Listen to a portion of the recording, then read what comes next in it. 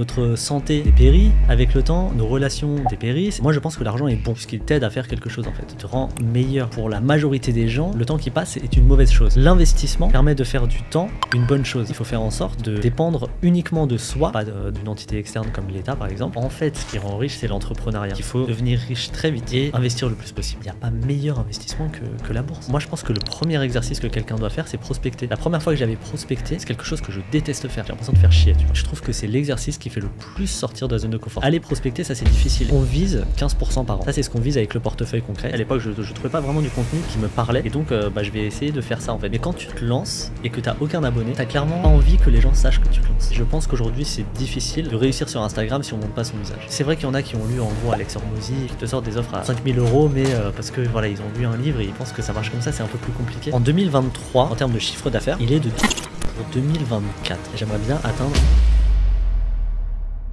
Quitter un job bien payé alors qu'on vient de devenir papa pour se lancer en tant qu'indépendant et vivre de sa passion, l'éducation financière, ce parcours audacieux, c'est celui de Jaolan, plus connu sur Instagram sous le nom de Joe. Sa page, Boursogramme, compte aujourd'hui plus de 35 000 abonnés. Il y partage chaque jour ses conseils et ses méthodes pour apprendre à investir en bourse et mieux gérer ses finances personnelles. Malgré son succès, Joe, c'est un type plein d'humilité. Tout le long de l'épisode, il n'a eu de cesse de me dire qu'il a sûrement eu de la chance, que les algorithmes l'ont poussé, mais moi j'ai surtout vu un type avec un rêve et quelqu'un qui se donne les moyens de ses ambitions. Si j'ai voulu recevoir Joe au micro du Grand Bain, c'est parce que je pense que le profil ou le parcours de Joe, ça pourrait être celui de beaucoup de personnes. Des personnes qui aspirent à plus de liberté, à plus d'indépendance, à plus d'épanouissement, malgré les contraintes, malgré les peurs. Joe a compris très tôt qu'investir en soi est le meilleur investissement qu'on puisse faire, surtout quand on est jeune. Joe et moi, on a le même âge, on est tous les deux passionnés d'investissement, de finances personnelles et d'entrepreneuriat, et on a soif de partager ses passions. Dans ce nouvel épisode du Grand Bain, en compagnie de l'homme derrière Boursogramme, on a parlé de comment oser quitter un job bien payé pour se lancer malgré les contraintes et les peurs. Joe m'a expliqué les clés derrière le succès de sa page Instagram avec plus de 35 000 abonnés. On a également parlé des réseaux et comment exploiter ce levier pour vivre de sa passion. Enfin,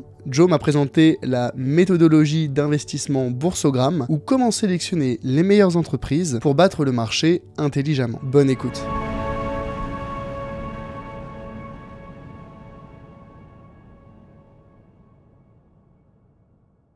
Déjà, je tenais à dire merci avant qu'on commence l'épisode, mais merci pour l'invitation. Franchement, je suis très content, très honoré de faire partie de tes invités, donc c'est très cool et ravi de te rencontrer aussi. Ben, c'est un plaisir partagé de t'avoir sur le podcast, surtout que moi en fait plus je connaissais Boursogramme, Joe/Boursogramme depuis je pense que ça doit faire peut-être un an. Un an. Ouais, d'accord, ok. Ouais. Bah en fait je suis pas très Instagram, mais forcément quand tu es un petit peu t'es intéressé par l'investissement et les finances personnelles, bon bah tu t'intéresses sur différents réseaux. Moi je suis plus sur YouTube ou des sites, des articles. Ouais. Mais sur Instagram, bah, du coup, t'es un petit peu une référence aujourd'hui, honnêtement. Hein. Enfin, t'as quand même un gros compte. Je crois qu'il y a plus de 35 000 abonnés aujourd'hui. C'est ça, ouais, un truc comme ça. Ouais, donc tu fais du super contenu. Moi, j'apprécie ce que tu fais. Et puis même la personne derrière, Joe, t'avais l'air sympa. Donc pour moi, c'était tout naturel de t'inviter sur le podcast. Et pour te dire, bah, moi, cet épisode, je l'envisageais sous deux grands angles, deux grandes thématiques. Je pense que même si on peut avoir des profils différents, et ben on a des parcours un petit peu similaires, dans le sens où on a été tous les deux salariés, on est tous les deux intéressés par l'investissement, par les finances personnelles. Et c'est des univers qui sont passionnants quand on commence à s'y intéresser, à plonger un petit peu le petit orteil, puis le pied, puis la jambe, et puis finalement, on a la tête dedans. Donc avec toi aujourd'hui, je voulais aborder les deux grandes thématiques que sont finalement l'entrepreneuriat et la façon dont toi tu t'es lancé, parce que je pense qu'il y a pas mal de personnes dans mon audience qui est intéressée par pas forcément uniquement les finances personnelles, mais qui voudraient à travers une activité secondaire, un side hustle, avoir peut-être se lancer un podcast ou autre. Et donc, savoir un petit peu comment toi tu t'es lancé, quelles ont été un peu les difficultés et comment est-ce que quelqu'un quels sont les conseils que toi tu pourrais donner à quelqu'un qui voudrait se lancer aujourd'hui. Et on pourrait partager nos expériences, je pense qu'on s'est lancé presque un peu au même moment, donc on doit avoir des expériences à partager. Et dans un deuxième temps, je voudrais aborder un aspect un peu plus financier, investissement, avec peut-être, j'ai envie d'appeler ça la méthodologie boursogramme. C'est quoi aujourd'hui ta philosophie vis-à-vis de l'investissement? Comment est-ce que toi tu perçois la gestion des finances personnelles et l'investissement? Quelle est la philosophie que tu veux transmettre à ton audience, aux gens qui te suivent? Tu vois, est-ce que c'est plutôt de la gestion active, de la gestion passive, un mélange des deux? Voilà, c'est un petit peu les deux thèmes que je voudrais aborder avec toi. Est-ce que ça te convient? Bah grave, ouais, grave, avec Ouais. plaisir. Bon, écoute, super. Déjà, pour commencer, peut-être pour les auditeurs qui ne connaissent pas encore très bien Boursogramme ou Joe, tu peux te présenter en quelques instants. Ouais, bien sûr. Alors, bon, moi c'est Joe, enfin mon prénom c'est Jaolan, mais bon, mon surnom c'est Joe, tout le monde m'appelle Joe. Donc j'ai créé Boursogramme. Boursogramme aujourd'hui c'est 35 000, enfin plus de 35 000 abonnés sur Instagram. Et en gros, la philosophie de la page Instagram, c'est vraiment de transmettre tout ce qui est en rapport avec les finances personnelles et l'investissement en bourse, avec une transparence totale. Donc de mon parcours de A à Z, tout est documenté depuis que j'ai créé Boursogramme. Du concret, donc il y a beaucoup, en tout cas j'essaie de transmettre le plus de valeur possible pour que ce soit, tout le monde se sensibilise rapidement à la bourse, à l'investissement, etc. Et voilà, et en fait avec beaucoup de partage, une communauté qui est assez soudée, très soudée, et qu'on essaie de continuer, qu'on continue voilà, à alimenter, etc. Et donc c'est ça, Boursogramme aujourd'hui, c'est vraiment une page Instagram qui parle en gros de finances perso et d'investissement en bourse. Ouais, je pense que la spécificité de Boursogramme, même si les conseils que tu dispenses, ils sont de qualité, c'est la dimension communautaire qui est super forte. Quand je me promène sur le compte Instagram, il y a toujours énormément de commentaires, il y a beaucoup d'interactions. J'ai vraiment le sentiment que renforcer la communauté, c'était un des piliers quand tu as construit Boursogramme. Ouais, en fait, t'es fort, effectivement, c'est exactement ça. En fait, alors au moment où j'ai créé Boursogramme, l'idée c'était juste de partager. Et puis au fur et à mesure, j'avais beaucoup de retours. Les gens aiment bien quand t'apportes de la valeur. Et puis en fait, il y a vraiment une relation qui se crée. Comme c'est toujours moi qui réponds à tous mes messages, tous mes mails, etc. Je pense qu'il y a une relation qui s'est créée et qui a continué d'être nourrie pendant justement, depuis la création. Et effectivement, c'est vrai qu'on a ce lien, je trouve, qui est fort, et que je continue en tout cas d'essayer de renforcer avec la communauté, parce que je sais pas, ça crée un truc, ça crée comme comme un mouvement en fait, le mouvement Boursogramme, et ça c'est génial, je trouve. Ouais, je pense que c'est hyper utile. Toi, tu as le sentiment d'aider les gens parce que tu as des retours, tu as des feedbacks. Je pense que c'est quelque chose qui manque à beaucoup de personnes quand elles se lancent, c'est d'avoir un retour. Est-ce que ce que je fais, c'est cohérent? Est-ce que ça intéresse les gens? Est-ce que c'est pertinent? Et toi, d'avoir une communauté, c'est hyper important. Est-ce que justement, à l'origine, c'était pas l'objectif peut-être de commencer une communauté? C'était quoi vraiment quand tu t'es lancé, ou en tout cas quand tu as créé la page Boursogramme, quel était l'objectif? C'était un objectif financier? C'était un objectif de quitter ton job? C'était un objectif de créer une communauté?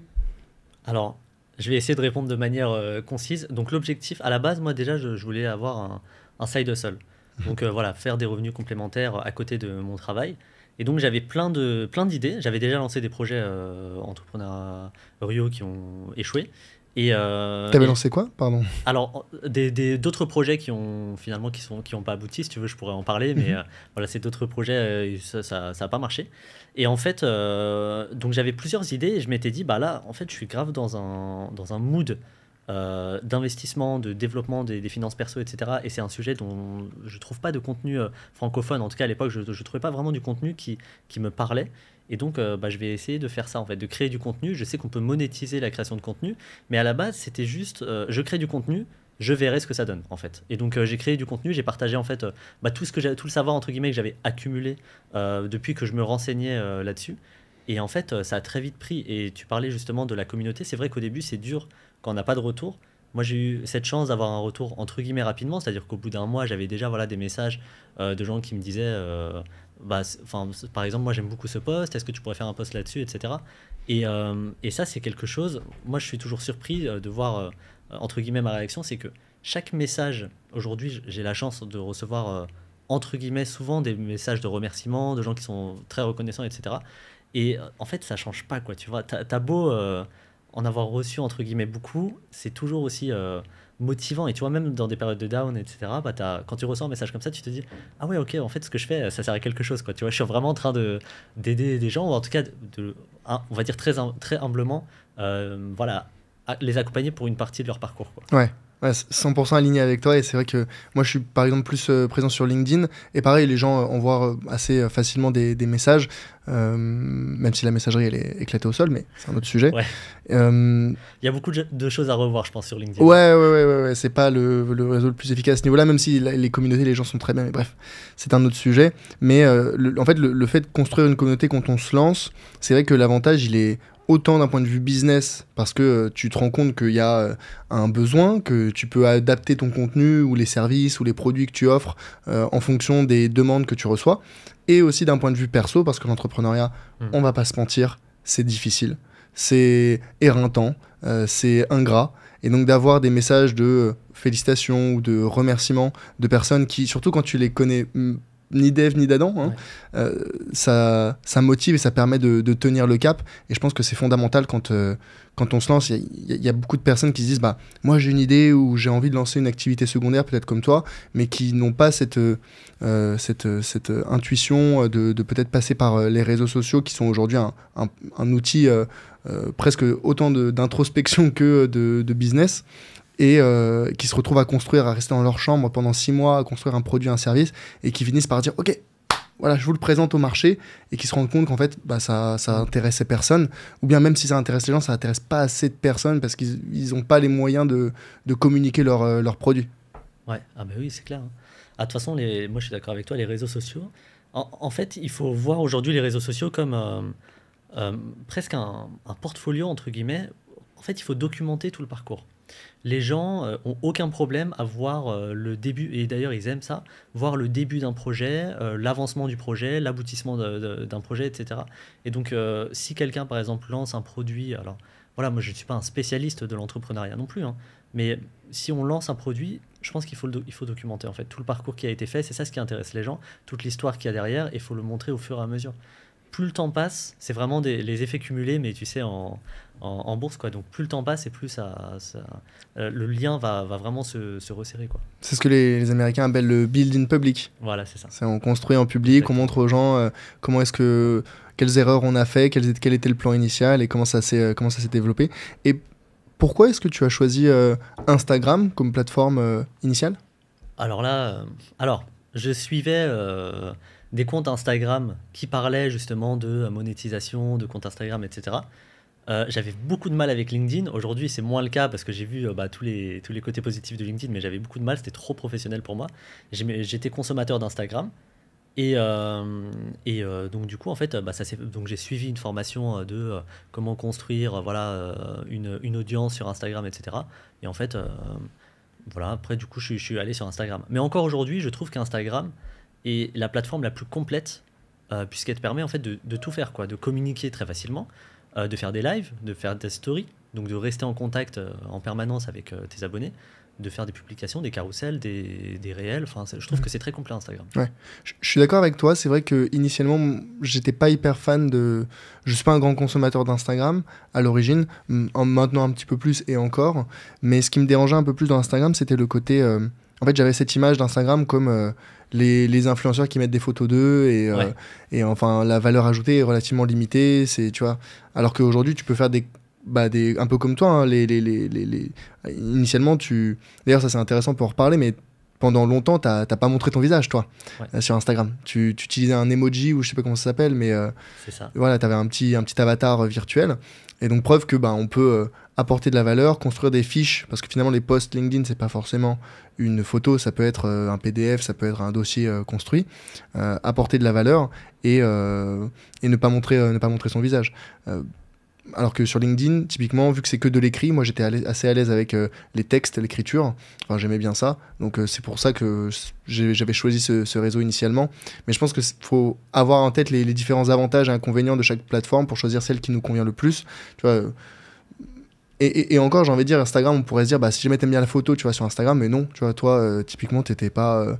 D'ailleurs, finalement, quand tu t'es lancé, pourquoi est-ce que tu t'es dit, allez, je vais pas mettre mon visage ? Alors, en fait, il y avait plusieurs raisons, et ça, je pense que peut-être tes auditeurs pourront se reconnaître là-dedans. Mais quand tu te lances et que tu n'as aucun abonné, t'as clairement pas envie que les gens sachent que tu te lances. C'est difficile, en fait, de se dire, il va y avoir toute cette période avant le succès, entre guillemets, hein, je prétends pas être voilà, un entrepreneur à succès, loin de là, mais il va y avoir toute cette période de début, de démarrage, où j'ai pas trop envie que les gens en entendent parler, quoi. Tu vois, j'ai envie de faire ça dans mon coin un petit peu, etc. Et donc en fait, c'est un petit peu parti de là, puis aussi à mon travail, où voilà, j'avais pas non plus spécialement envie que ça se sache, que je lançais une page Instagram, etc. Et donc c'est parti de là. Et en fait, le problème, c'est qu'après, je me suis un peu enfin, je suis tombé dans mon propre piège, c'est que c'était de plus en plus difficile finalement de montrer son visage, parce que je sais plus, j'ai dû le montrer, je pense, au bout d'un an. Ok. Et en fait, tu te disais, ah ouais, mais est-ce que je fais une vidéo spéciale pour montrer mon visage? Est-ce que je fais une story? Comment Face j'aborde ça? reveal Voilà, de un Joe, face quoi. reveal, voilà, c'est ça. Et donc non, finalement, j'ai fait quelque chose de très simple.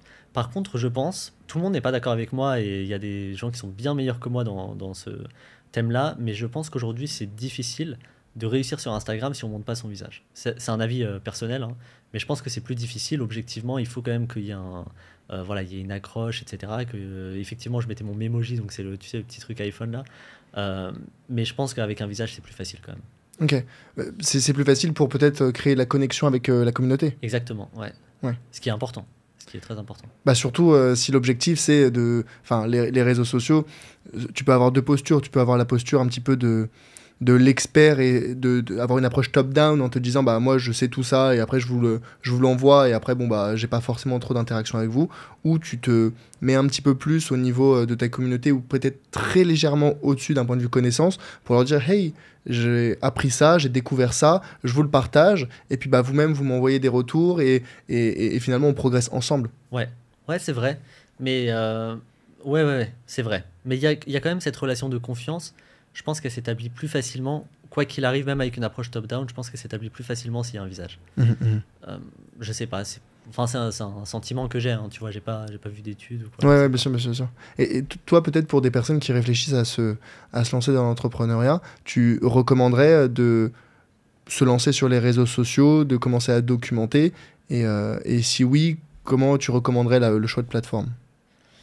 Euh, Alors oui, déjà, clairement, hein, il faut se lancer sur les réseaux sociaux quoi qu'il arrive, même si c'est du e-commerce, par exemple, parce que peut-être qu'un jour vous vendrez votre entreprise et donc là il faut commencer déjà à vous faire connaître, etc. Mais le choix de la plateforme, pour moi, le plus important, c'est la plateforme avec laquelle on est le plus à l'aise déjà. Et ensuite, si on dépasse ça, si on se dit, bah, moi je m'en fous, quoi qu'il arrive, je vais apprendre, etc. Je pense que c'est le choix de l'avatar, donc en fait du client qu'on veut avoir. Sur TikTok, c'est pas le même type de personne que sur LinkedIn. Donc voilà, je pense que c'est le choix de l'avatar. Après, il y a des petits trucs, bah, plus le format est long, plus la connexion est forte. Par contre, plus c'est difficile de gagner des abonnés. Et à l'inverse, voilà, plus le format est court, plus on peut péter facilement, etc. Donc ça dépend. Je pense que pour ceux qui se demandent quelle plateforme choisir, le plus simple, comme tu dis, c'est celle avec laquelle on est le plus à l'aise, mais peut-être on se dit, oui, mais je sais pas avec laquelle je suis le plus à l'aise. Bah, le plus simple, c'est peut-être de se demander quelle est la plateforme ou quel est le type de contenu que je consomme le plus. Et à partir du moment où tu passes beaucoup de temps sur Instagram, eh ben, inconsciemment, on s'en rend pas compte, mais tu as intégré les concepts, on va dire les codes d'Instagram. Tu passes beaucoup de temps sur LinkedIn, tu as intégré les codes de LinkedIn. Tu passes beaucoup de temps sur YouTube, tu as intégré les codes de YouTube. Tu vas pas les consommer à l'avenir de la même façon. Tu vas te demander peut-être sur une vidéo YouTube, comment est-ce qu'il a pris son angle de caméra, ou bien sur Instagram, quels sont les call to action qu'il a mis. Enfin voilà, tu vas consommer du contenu différemment, mais finalement les fondamentaux et les codes de ce qui fonctionne sur les réseaux, bah, tu les connais naturellement quand tu consommes beaucoup de contenu de la plateforme. Ouais, c'est vrai. Ouais, je confirme. Et dans ce cas-là, toi, pourquoi initialement, quand tu as changé de ton fusil d'épaule pour montrer ton visage, c'était dans l'optique de dire, bon, bah, maintenant, je veux renforcer encore plus le lien avec la communauté? Ou c'est parce que tu dis, bon, là, ça suffit, j'en ai marre de pas pouvoir montrer mon visage, ou c'était pourquoi? Bah, en fait, même si je sais que peut-être, voilà, on dirait pas peut-être, mais à la base, je suis plutôt discret. Je préfère être discret que montrer mon visage, etc. bon, les réseaux sociaux font que de toute façon, tu dois montrer ton visage. Mais tu vois, je fais pas voir très rarement des stories où je montre ma tête, où je parle d'un truc, etc. Je préfère apporter de la valeur, mais comme beaucoup d'autres, tu vois, je prétends pas être le seul. Euh, mais c'est vrai, pourquoi c'est une très bonne question. Je pense que c'était je pense que c'était pour moi, en fait, que j'ai montré mon visage. Alors évidemment, pour me rapprocher de la communauté, pour voilà, être à l'aise, etc., bah, si tu montres ton visage, ça, évidemment, ça crée aussi plus de confiance, etc. Mais même moi, dans ma tête, je me disais, bon, au moins, ils me connaissent, c'est-à-dire ils savent, enfin, tous les boursogrammeurs savent qui est derrière Boursogramme, quoi. Tu vois, ils sont pas là derrière un anonyme, etc. Et psychologiquement, bah, c'est un peu chiant de pas montrer son visage, je trouve. Hmm. Moi, c'est quelque chose que j'ai pas trop. À la fin, tu le subis plus que je trouve que Hmm. ne pas montrer ton visage, surtout quand il y a quand même un petit peu de personal branding, tu vois, Joe, avec tous les mémojis, etc. Puis en fait, voilà, il y a. Comme je suis très transparent, bah, je partage et mes investissements et notre gestion budgétaire, par exemple, etc., nos projets.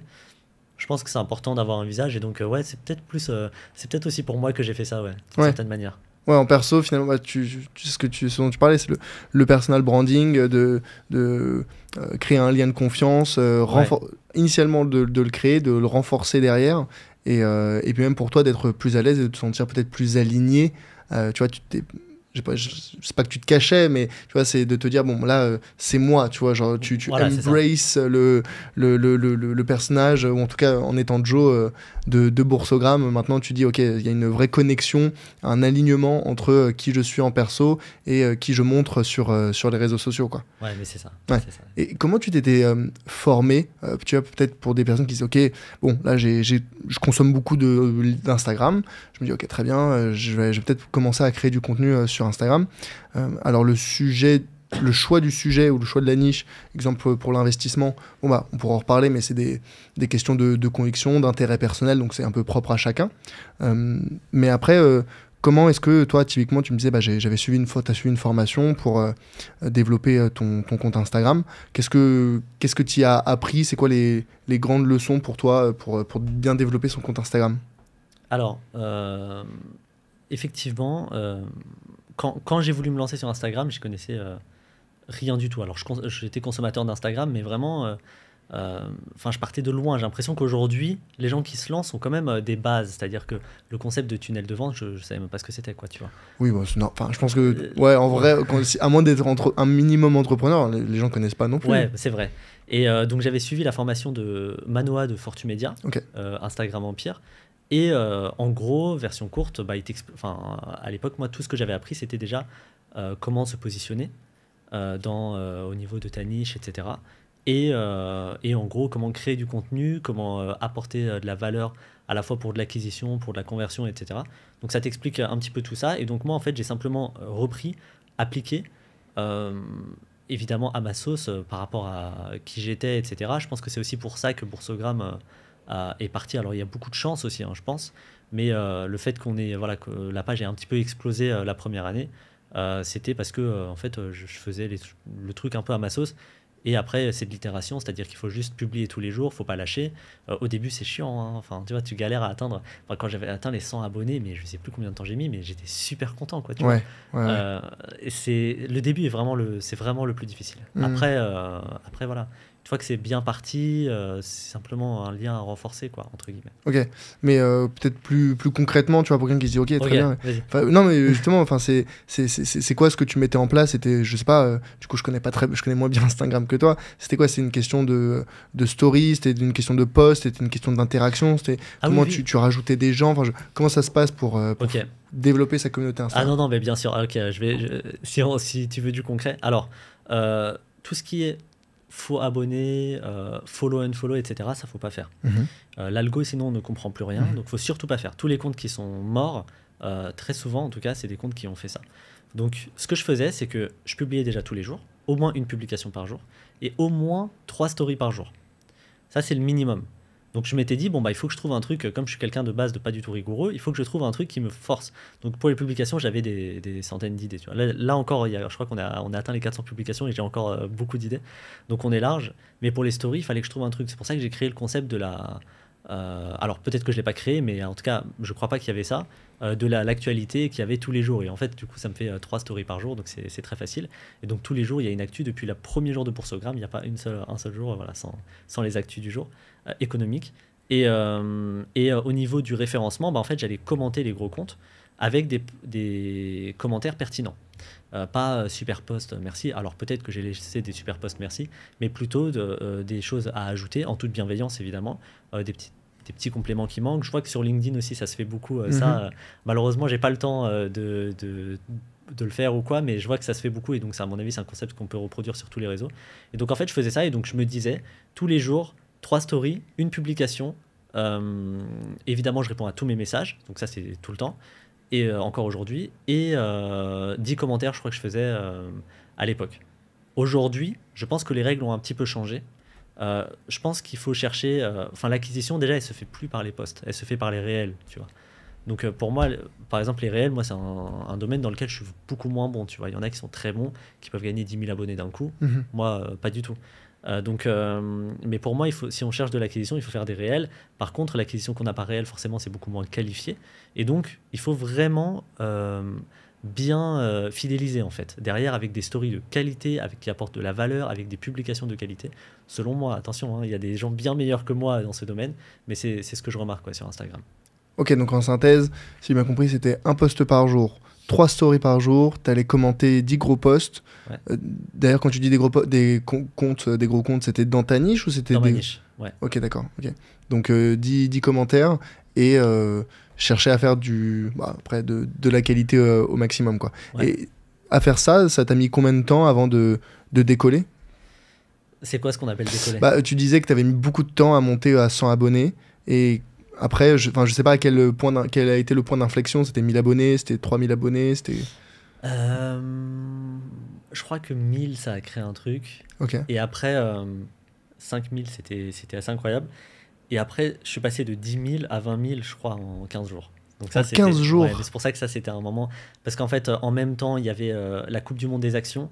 Donc en gros, c'est un concept... ça, c'est pareil, inventer des concepts. Enfin, je connais le truc de... le principe de regarder ce qu'ils font aux États-Unis et reproduire la même chose en France, mais c'est quelque chose que je fais même pas. En fait, moi, mon conseil, ce serait plutôt travailler votre créativité. Et il y a forcément quelque chose où vous vous dites, tiens, ce serait trop bien de faire un truc comme ça, tu vois. Ce serait trop marrant de faire ça, ou personne ne fait ça. Et donc, je pense qu'il faut pas recopier les autres, parce que en fait, tout le monde s'en rend compte, les abonnés sont pas bêtes, etc. Donc, créer des concepts. Moi, à chaque fois que j'ai gagné des nouveaux abonnés, j'ai créé des concepts ou importé des concepts dans l'univers de l'investissement en bourse, par exemple. Le micro-trottoir, typiquement. Alors, peut-être que d'autres gens le faisaient avant moi, mais le micro-trottoir en bourse, je sais pas, je crois pas, mais peut-être que d'autres le faisaient. Ça m'a fait gagner des abonnés, parce que c'est quelque chose qu'on voyait pas, tu vois. Coupe du monde des actions, ça m'a fait gagner des abonnés, parce que c'est pareil. Donc, et ça fait participer la communauté, et ça fait vraiment des trucs. Donc voilà. Et donc, pour répondre à ta question, parce que j'ai divagué, combien de temps j'ai mis ? Je crois que j'avais mis 3 mois à avoir 1000 abonnés. Ok, 3 mois pour avoir 1000 abonnés. C'est ça. Ok, et après les 1000 abonnés, tu as continué la même méthodologie ? Des posts, des stories, des machins. Une itération, ouais. Ouais. Mais ça, c'est très important, parce que je pense qu'il y a beaucoup de personnes qui se disent, oui, moi, ça fait 6 mois, 3 mois, 6 mois, 1 an que je publie, et ça décolle pas. Et en fait, que ce soit sur Instagram ou LinkedIn ou peu importe, et parce qu'on entend beaucoup sur les réseaux, si tu publies avec discipline, rigueur, tous les jours, ou 3 fois par semaine, 4 fois par semaine, et que tu le fais pendant suffisamment longtemps, tu es sûr que ça décolle. Et je trouve qu'il manque un élément de l'équation qui est, tu l'as mentionné, l'itération. C'est-à-dire publier beaucoup pour avoir, on va dire, de la matière à donner au public. Et ensuite, il faut analyser les retours du public. Clairement. Ouais, parce que si jamais tu publies un mauvais contenu, mais que tu le publies 1000 fois, c'est pas parce que tu tapes la tête contre le mur 1000 fois que le mur il va forcément céder, tu vois. Ouais. Donc il faut se demander, ok, qu'est-ce qui a plu, qu'est-ce qui a marché, et réitérer, c'est-à-dire insister sur ces éléments-là, en republier dans le même style, les mêmes concepts. Exemple, la Coupe du Monde des actions, c'est quelque chose que tu avais imaginé. Ça n'aurait pas marché, je pense que tu l'aurais pas refait, tu vois, l'année suivante. Tu vois, ça aurait plu à personne. Mais dis-toi, je sais pas, mais je suis d'accord avec toi sur le principe. Enfin, oui, c'est vrai que. En fait, alors déjà, il y a une autre variable qu'il faut prendre en compte, c'est la chance. Ça, je pense que c'est quand même sous-estimé, mais il faut toujours être très humble, je pense, quand on gagne beaucoup d'abonnés d'un coup, etc. Des fois, c'est juste voilà, l'algo qui nous a donné un coup de pouce et on a eu beaucoup de chance en fait. Et il faut pas. Moi, je pense que le facteur chance a joué. Évidemment, la chance, il faut essayer de la provoquer en publiant tous les jours, etc. Mais je suis d'accord avec toi, il faut juste regarder les retours. C'est une question de bon sens. Il faut demander, en fait. Il faut être proche de sa communauté, leur demander qu'est-ce qui vous plaît, qu'est-ce qui vous plaît pas. Moi, j'ai beaucoup fait ça au début. En fait, c'est eux qui choisissaient les designs au début. C'est-à-dire qu'au début, je leur disais, voilà, je suis en train de faire de nouveaux designs pour mes publications. Vous préférez lequel des trois? Et des fois, c'était des trucs que je n'aimais pas. Tu vois, mais comme les abonnés ont choisi, bah, ils ont choisi, c'est comme ça. Et donc, on faisait évoluer la page ensemble comme ça. Pareil pour les daily briefs, donc en gros, les actualités. Et après, je leur fais souvent des boîtes à questions. Qu'est-ce que vous aimeriez voir sur Boursogramme et tout. Donc, après, il faut aussi les surprendre, mais je pense qu'il faut les faire participer parce qu'en plus, enfin, déjà, tu as des retours, donc tu sais ce qu'ils aiment ou ce qu'ils n'aiment pas, et en plus, ils se sentent proches, quoi, tu vois. Ils se disent, bon, bah ok, il fait pas ça dans son coin, en fait. On est tous dans le même bateau, entre guillemets. Ouais. C'est vrai que le sujet des daily briefs, moi je faisais pas, alors c'était pas journalier, moi c'était hebdo sur LinkedIn, je faisais des carousels de l'actualité avec tu vois les 5 actualités de la semaine. Ouais, génial. Et c'était sympa, et enfin moi j'aimais bien, mais en fait je trouve que c'est relativement chronophage déjà, parce que si tu veux sélectionner des actualités qui sont intéressantes, bah c'est faire de la veille en fait. Ouais. Donc tu dois quand même lire un certain nombre d'articles, enfin, tu vois, tu prends pas n'importe le premier et puis tu le mets dedans, et puis il faut un peu de mettre mise en forme, etc. Donc c'est quand même du travail, mais ouais, en faire 3 par jour, enfin ça te prend combien de temps, rien que ces daily briefs là. Tiens, déjà, pardon, du coup ça me fait penser, question subsidiaire, est-ce que tu fais toi-même toutes tes publications, tes stories? Alors, toutes mes stories, c'est moi. Et toutes mes publications, en gros, les publications, elles sont déléguées sur la forme aujourd'hui, pas sur le fond. Donc, c'est pour ça que j'ai de moins en moins de temps pour faire des gros carousels, etc. Et en fait, mais j'ai une créa qui s'occupe de gérer en fait toute la forme. Et après, voilà, donc sur ça, c'est délégué, effectivement. Voilà. Mais du coup, les daily briefs, c'est toi qui vas faire ta veille et tu lis plein d'articles? Non, les daily briefs, par contre, c'est plus moi. Les daily briefs, c'est plus moi, c'est délégué. Donc, en fait, j'ai fait en gros des tutos de comment voilà, je faisais de la veille. Où est-ce que, d'ailleurs, un que je conseille vraiment, une newsletter que je conseille énormément, c'est Actionnaire, qui est très bien. Je sais pas si tu les suis. Je connais de nom, je les lis pas, mais c'est assez incroyable, hein. Franchement, ils font du super travail. Et Actionnaire, déjà, il te donne énormément de sources, il te donne énormément de possibilités. Évidemment, bah, y a des fois où voilà, toi, tu as envie d'avoir autre chose, de trouver autre chose. Donc, il y a plein de sites pour trouver les actualités économiques. Et donc, du coup, aujourd'hui, tous les daily briefs sont délégués. Ok. Mais l'idée, c'était que ce soit transparent. C'est-à-dire qu'aujourd'hui, je pense pas que quelqu'un sache quand est-ce que j'ai délégué les daily briefs. Tu vois. Non. Enfin, je sais pas, je peux pas parler pour le grand public, mais effectivement, non, mais ça, c'est un vrai sujet, la délégation, et savoir quand est-ce que c'est le moment de déléguer, c'est très délicat. Je trouve que quand on se lance dans l'entrepreneuriat, moi, j'ai récemment commencé à déléguer certains éléments, ou même le montage de ce podcast, tu vois, typiquement, c'est pas moi qui vais le faire. Donc, tu vois, c'est des éléments délicats, mais je pense qu'au début, c'est bien de tout faire soi-même pour pouvoir monter en compétence sur ces sujets. Se dire, ok, je maîtrise le point, l'activité. Maintenant, je sais que ma valeur ajoutée, elle est ailleurs, sur, tu disais par exemple le fond. Donc, la forme, c'est plus une perte de temps, entre guillemets. Et du coup, je vais déléguer. Je suppose que tu délègues à des freelances? Ouais, c'est ça, exactement. Ouais. Mais déléguer, je trouve que c'est difficile. Moi, c'était mais encore aujourd'hui, hein, je trouve que c'est le management, d'une manière générale. Bon, voilà, on délègue des tâches à des freelances. On n'est pas chef d'entreprise, tu vois, qui avons je sais pas combien de salariés à gérer, mais juste un peu de management comme ça, c'est difficile. Mine de rien, c'est difficile. On pense qu'à partir du moment où on délègue, en gros, on n'aura plus à s'occuper de cette tâche, mais pas du tout. En réalité, il y a vraiment un suivi à opérer, et sur du long terme. Et en fait, il faut être à l'écoute, il faut être disponible, mais c'est normal. Ne pas être à l'écoute, moi, c'est aussi l'erreur que j'ai faite au début, c'était de me dire, ok, je sais que je peux lui faire confiance, sauf que si tu suis pas, si tu trucs, forcément, c'est normal que la personne, elle ait peut-être pas toutes les informations, tous les trucs, etc. Donc, c'est un travail, en fait, mutuel à faire des deux côtés. Hein. Et là, voilà, où on est en train de vraiment... aujourd'hui, je commence à un petit peu reprendre vraiment tout le... Enfin, comment dire, réussir à bien déléguer, etc. Mais c'est quand même un travail qui est difficile, qui est largement sous-estimé. C'est pas... déléguer, c'est pas aussi simple que ce Clairement. qu'on nous présente, quoi. Je pense qu'il y a un peu les 2 étapes quand tu veux déléguer, c'est même 3 étapes. La première, c'est identifier les endroits où tu peux déléguer ton business, parce qu'il y a des trucs que tu te rends compte où c'est là où tu as toute ta valeur ajoutée, où il y a des éléments, je sais pas, c'est ta créativité, etc. Tu peux pas déléguer. Donc déjà, il faut identifier les endroits où tu peux déléguer. Deuxièmement, il faut sélectionner la bonne personne, et ça c'est super dur, parce que bon, à moins de connaître la personne depuis longtemps et qu'elle te dit « Hey, je voudrais bien t'aider sur ces points-là, sur ces points-ci », donc trouver la personne, c'est pas évident. Et ensuite, il faut checker tous les contenus créés, valider, modifier, faire des allers-retours. C'est des navettes, non-stop. Moi, avec mes monteurs vidéo, tu vois, eux, ils ont la compétence technique du montage. Et moi, j'ai, je sais pas, comment dire, mais peut-être des idées de ça faudrait le mettre en avant et puis faire apparaître ci, faire apparaître ça. Et ils vont me faire une proposition. Moi, je fais un aller-retour. C'est pas du tout, comme tu disais, délégué, et puis après, merci, Ouais. j'y touche plus pendant ad vitam aeternam, quoi. Mais c'est ça, hein. Je pense que le danger aussi, c'est par exemple, mon ancienne créa, elle a travaillé, enfin, elle suivait Boursogramme presque depuis le premier jour. Elle a travaillé avec moi pendant plusieurs mois, etc. À la fin, j'avais plus rien à lui dire, quoi. Elle savait exactement quoi faire. Elle avait même des idées que je n'avais pas. Mhm. Et donc, en fait, elle rajoutait ses petits trucs, ses petites personnalisations, etc. Ensuite, elle est partie puisqu'elle elle a fait sa carrière dans un autre domaine. Ma nouvelle, enfin après du coup j'ai eu plusieurs nouveaux créas, tu vois, ça a été, comme tu dis, il faut trouver la bonne personne, etc.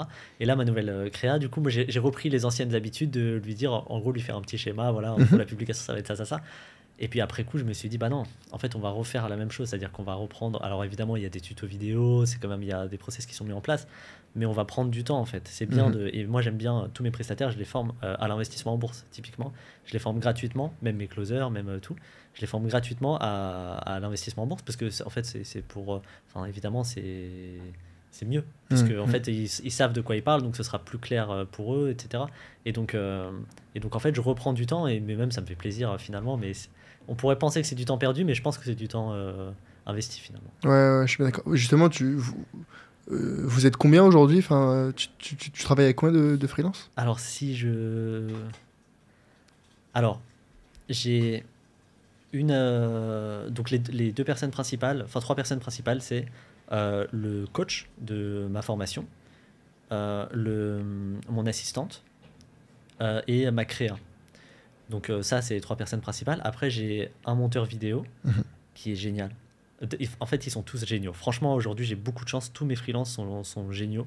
Et vraiment, c'est un plaisir de travailler avec eux. Faut pas qu'ils s'en aillent.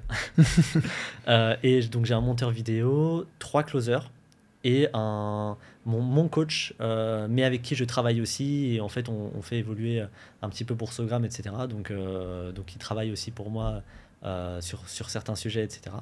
Et C'est un coach en quoi? en coach business. Un coach business, donc qui aide à scaler ton business. Ok. Et enfin, ok, ok. Enfin, je me demande, c'est quoi comme type de conseil? C'est sur Et quoi? bah, en gros, il te fait payer, voilà, il te fait payer une blinde juste pour te donner trois conseils que tu peux trouver sur Internet, quoi. Non, Super. Remboursé. en gros, bah, en fait, par exemple, au début, j'avais une vision du business, entre guillemets, très Antoine BM. Donc, des petites formations qu'on vend, on fait des promos, etc. Bon, Antoine BM, il n'y a rien à dire, hein, c'est un super entrepreneur, Mhm, etc.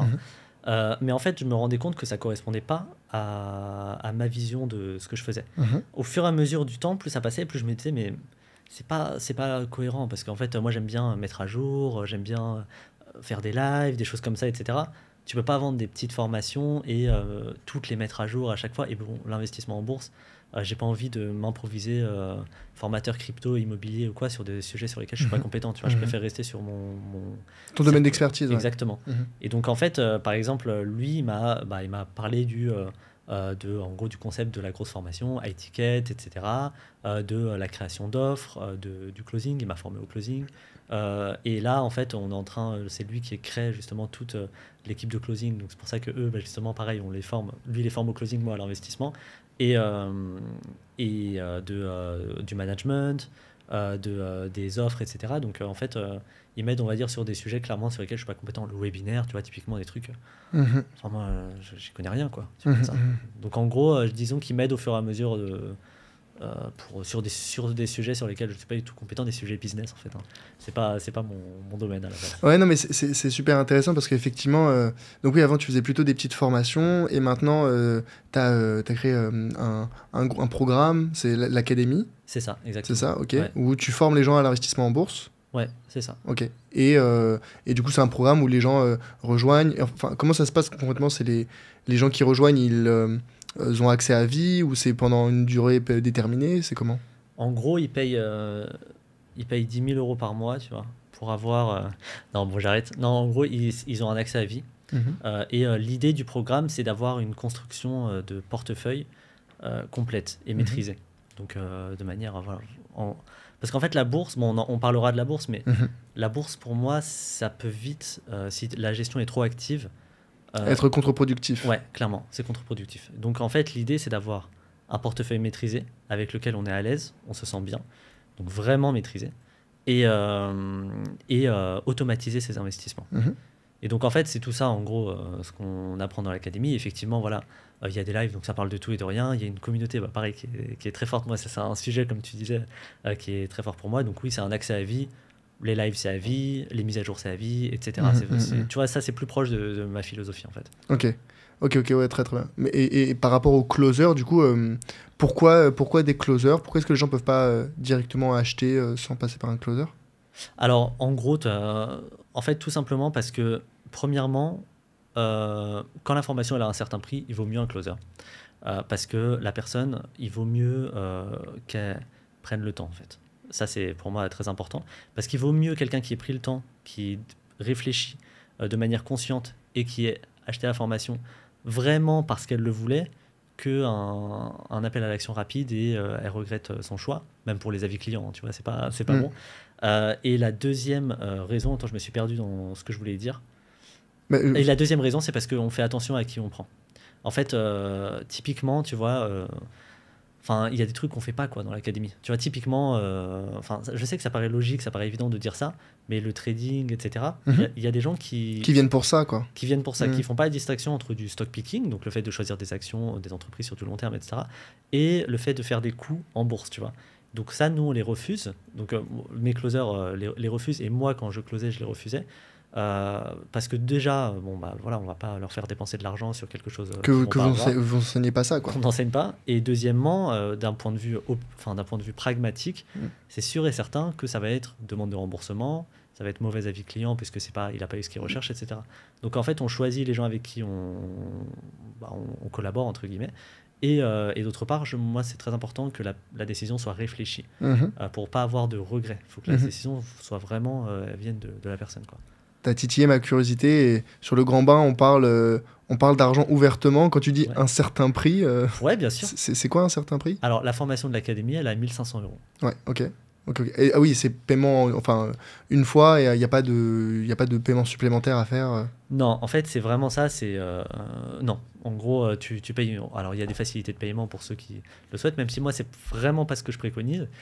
Moi, je suis très gestion de budget. Pour moi, c'est super important. Et donc, c'est pas ce que je préconise. Je préconise de payer en une fois. Mais jamais, on comprend aussi les situations de chacun. Et par contre, c'est l'accès est à vie. Et typiquement, l'académie s'est sortie il y a à peu près 1 an.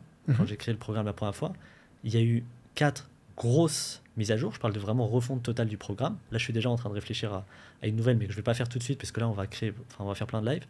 Je ne sais pas combien de petites mises à jour, des petits trucs ajoutés, etc. On a un coach qui est tout le temps dispo, etc. Et donc, en fait, tout ça, c'est ceux qui ont rejoint en juin dernier, ce n'était pas le même prix. Ils ont accès à tout ça, tu vois. Et ça, c'est vraiment la philosophie, tu vois. Et on essaie vraiment de créer une communauté forte. Par exemple, là, on va courir les 20 km de Paris ensemble, tu vois. C'est trop bien. C'est génial, mais franchement, c'est vraiment... c'est super. Me lance pas sur le running, je suis en train de préparer le marathon de Paris, moi. Ah bah incroyable, ouais. On le fera ensemble. Tu cours le marathon? Écoute, moi, j'aimerais bien le lancer cette année. Ah moi, j'ai déjà fait 3-4 semis. Et du coup, je me suis dit, bon, allez, cette année, je passe la seconde. Ouais, je passe le cap. Je pense que c'est un truc à faire au moins une fois dans ta vie, tu vois, de pouvoir faire un marathon. Mais bon, on divague un petit peu. Mais t'as mentionné quelque chose d'important. Et pour le coup, moi, j'ai eu une réflexion similaire, un parcours similaire sur le principe d'augmenter ses prix avec le temps. Parce que quand tu commences, déjà, rien que... Je pense qu'il y a des éléments de valeur intrinsèque, il y a des éléments de valeur perçue, et il y a des éléments de légitimité, tu vois, de te sentir légitime et prêt à vendre un produit à, tu vois, 1000 euros ou plus. Quand tu commences, ça paraît impossible. Et tu vois, typiquement, moi, quand j'avais commencé, avant le programme d'accompagnement, moi, je faisais des bootcamps où, tu vois, c'était 3 jours pour former à l'investissement en bourse. Et je me disais, mais je me sentais pas hyper légitime. Moi, je pensais qu'il y avait beaucoup de valeur dans ce que je faisais, mais au début, le bootcamp, il coûtait, tu vois, 200 euros. Puis après, ça a été 300, puis 400, puis 500, puis 600. En fait, c'est important d'augmenter les prix parce que déjà, tu reçois des témoignages clients. Donc ça, c'est super pour la preuve sociale. Ouais. Et aussi, tu améliores, comme toi, tu disais, tu as fait des mises à jour. Je faisais des mises à jour aussi. Donc en fait, j'augmentais la valeur intrinsèque du produit. Et ensuite, toi-même, tu disais, OK, tu souffles un bon coup et tu dis ok, maintenant je serre les fesses et je mets ce prix là, et il faut derrière assurer et ajouter la valeur, mais je pense que c'est bien d'avoir tu vois, ce progressif. Et il y a beaucoup de personnes qui pourraient être dans un des deux extrêmes, à se dire ah non, moi je me sens pas légitime, je vais faire que des produits à 50 euros. Et peut-être d'autres qui se disent ouais, moi j'ai jamais vendu un produit à plus de 100 euros, mais je vais faire une formation ou quelque chose et je vais le vendre à 1000 euros, tu vois. Et il y a beaucoup de personnes qui restent bloquées dans ces deux états d'esprit là, alors que l'important c'est d'avoir le spectre, avoir la progression. Mais franchement, je suis totalement d'accord avec toi, ça me fait plaisir ce que tu dis. Effectivement, l'académie, c'est pareil. Quand je l'avais commencé, c'était de l'accompagnement. C'était, je crois que le premier prix, c'était 197 euros. C'est te dire quand même, hein, ceux qui ont rejoint... on a fait un truc similaire, alors voilà. Tu as 200 ouais, euros. Voilà, exactement. Et effectivement, en fait, il faut... c'est vrai qu'il y en a qui ont lu en gros Alex Hormozy et qui te sortent des offres à 5000 euros, mais parce que voilà, ils ont lu un livre et ils pensent que ça marche comme ça. C'est un peu plus compliqué. Mais je pense qu'il faut être vraiment en accord avec son prix. Si sincèrement, au fond de nous, on se dit ça vaut largement le prix, c'est-à-dire qu'il a vraiment largement rentabilisé son investissement, et en fait, on n'aura aucun mal à le vendre. C'est ça aussi ce qu'il faut comprendre. Je suis d'accord avec toi, le côté un peu ethos, donc les arguments d'autorité, le fait que voilà, tu as des avis clients, au bout d'un moment, quand tu as un certain nombre de personnes qui ont des résultats, tu atteins un stade, entre guillemets, où voilà, là, il y a la preuve, quoi, tu vois. Quand ton contenu est mis à jour, qu'il est ultra complet, etc., en fait, au bout d'un moment, tu es large au cas avec ton prix. Et tu as des gens qui seront pas... voilà, qui se diront « Ah non, mais c'est beaucoup trop cher ». Et d'autres qui se diront pas. Et en fait, tu attireras les gens aussi que tu veux attirer dans ton truc. Et un truc, ça, personne le dit, peut-être par... comment dire, parce qu'on... Enfin voilà, là, on va être très transparent. Je trouve que ceux qui achètent les formations peu chères, les formations qui coûtent rien du tout, sont plus chiants que ceux qui payent beaucoup. Tous les gens qui ont payé... j'ai jamais eu une seule personne qui m'a fait chier sur l'académie, qui est 1500 euros. Mais pas du tout. C'est-à-dire qu'en fait, même il y en a plein qui me disent que c'est en gros, on en a largement pour son argent, etc. Par contre, à l'époque où j'avais fait une formation à 47 euros et que donc c'était une formation en gestion de budget avec un Excel, etc. et que j'avais mis en promo à 17 euros, t'avais des gens qui me faisaient chier. Genre, ah, mais elles sont les mises à jour, etc. 17 euros, c'est le prix d'un Jap. Tu vois. Donc, complètement d'accord avec toi. Et moi, j'en parle souvent, tu vois, avec mes amis entrepreneurs de LinkedIn. Plus t'es high ticket, moins les gens sont chiants. Clairement. Et ça, c'est contre-intuitif. C'est très, très contre-intuitif. Mais c'est parce que, bon, derrière aussi, faut être droit dans ses bottes et se dire, si je mets un ticket élevé, un prix élevé, c'est que derrière, la valeur que j'apporte, elle est importante. Ouais, bien sûr. Donc, faut pas être étonné de te prendre des retours de bâton si jamais... Tiens, ouais. Faut pas t'étonner de prendre des retours de bâton si tu mets un truc à 1000 euros et que derrière, y a pas la valeur. Mais oui, comme tu dis, étonnamment, il y a beaucoup plus de retours un peu chiants quand t'as un produit. Merci. Quand t'as un produit bas, à bas prix qu'un prix élevé. Mais et justement, tu mentionnais quelque chose d'intéressant. Quand on construit sa communauté ou quand on se demande ok, quel est l'avatar à qui je veux m'adresser, derrière. C'est quoi un petit peu toi ton avatar? Ah, putain. Mais tu Moi, sais moi, que non, mais j'ai encore... jamais réussi à répondre à cette question. Ok, merci. Non, mais ça me rassure, hein. Parce que encore hier, j'y réfléchissais, j'étais posé justement avec madame. On se disait, putain, mais on a à peu près une idée d'avatar. En gros, c'est plutôt quelqu'un de débutant. Mais le truc, c'est que, en fait, enfin, c'est impossible de répondre à cette question. Donc, l'avatar, pour ceux qui sont peut-être pas à l'aise avec ça, c'est en gros le client type. Et, plus notre avatar est précis, donc plus on connaît en gros ses désirs, C'est pain point. voilà, c'est ça exactement, plus on va réussir à vendre, en gros. Enfin, à bien se positionner pour bien vendre, etc. Mais c'est vrai que ouais, c'est impossible de répondre à cette question. Et moi, j'ai un gros problème avec ça. Et en fait, presque, je me dis, mais je sais pas, en gros, je suis nul, tu vois. Des fois, vraiment, je me dis, mais c'est pas possible. Tout le monde a son avatar qui est ultra précis, etc.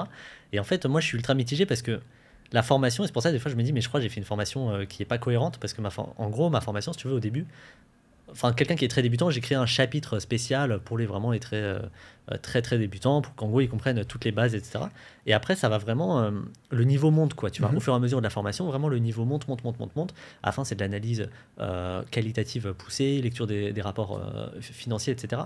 Et je me dis, par exemple, le débutant, bah, si je lui dis ça, ça va lui faire peur. Alors que je sais très bien que s'il suit toute la formation, c'est tranquille. Ça va aller, ouais. Mais ça va lui faire peur. Mais d'un autre côté, si je me positionne sur les débutants, quelqu'un qui a déjà investi, voilà, qui a acheté des ETF, etc., il va largement apprendre des choses sur l'analyse d'entreprise, etc. Mais il va penser que c'est pour les débutants. Donc c'est très difficile, tu vois, je sais pas. Est-ce que toi, t'as pas trouvé de réponse non plus? C'est terrible, je pense le drame de ma vie encore aujourd'hui. Ça fait bon, moi ça fait moins longtemps que toi que je fais ça, mais pareil, je me demandais, mais est-ce que c'est une question d'âge? En fait, j'ai eu une amie qui m'a fait avoir une bonne réflexion, qui est de dire souvent on réfléchit à l'avatar en termes de profil catégorie socio-professionnelle, d'âge, de sexe, de revenus, bref, tous ces éléments-là qui sont très factuels.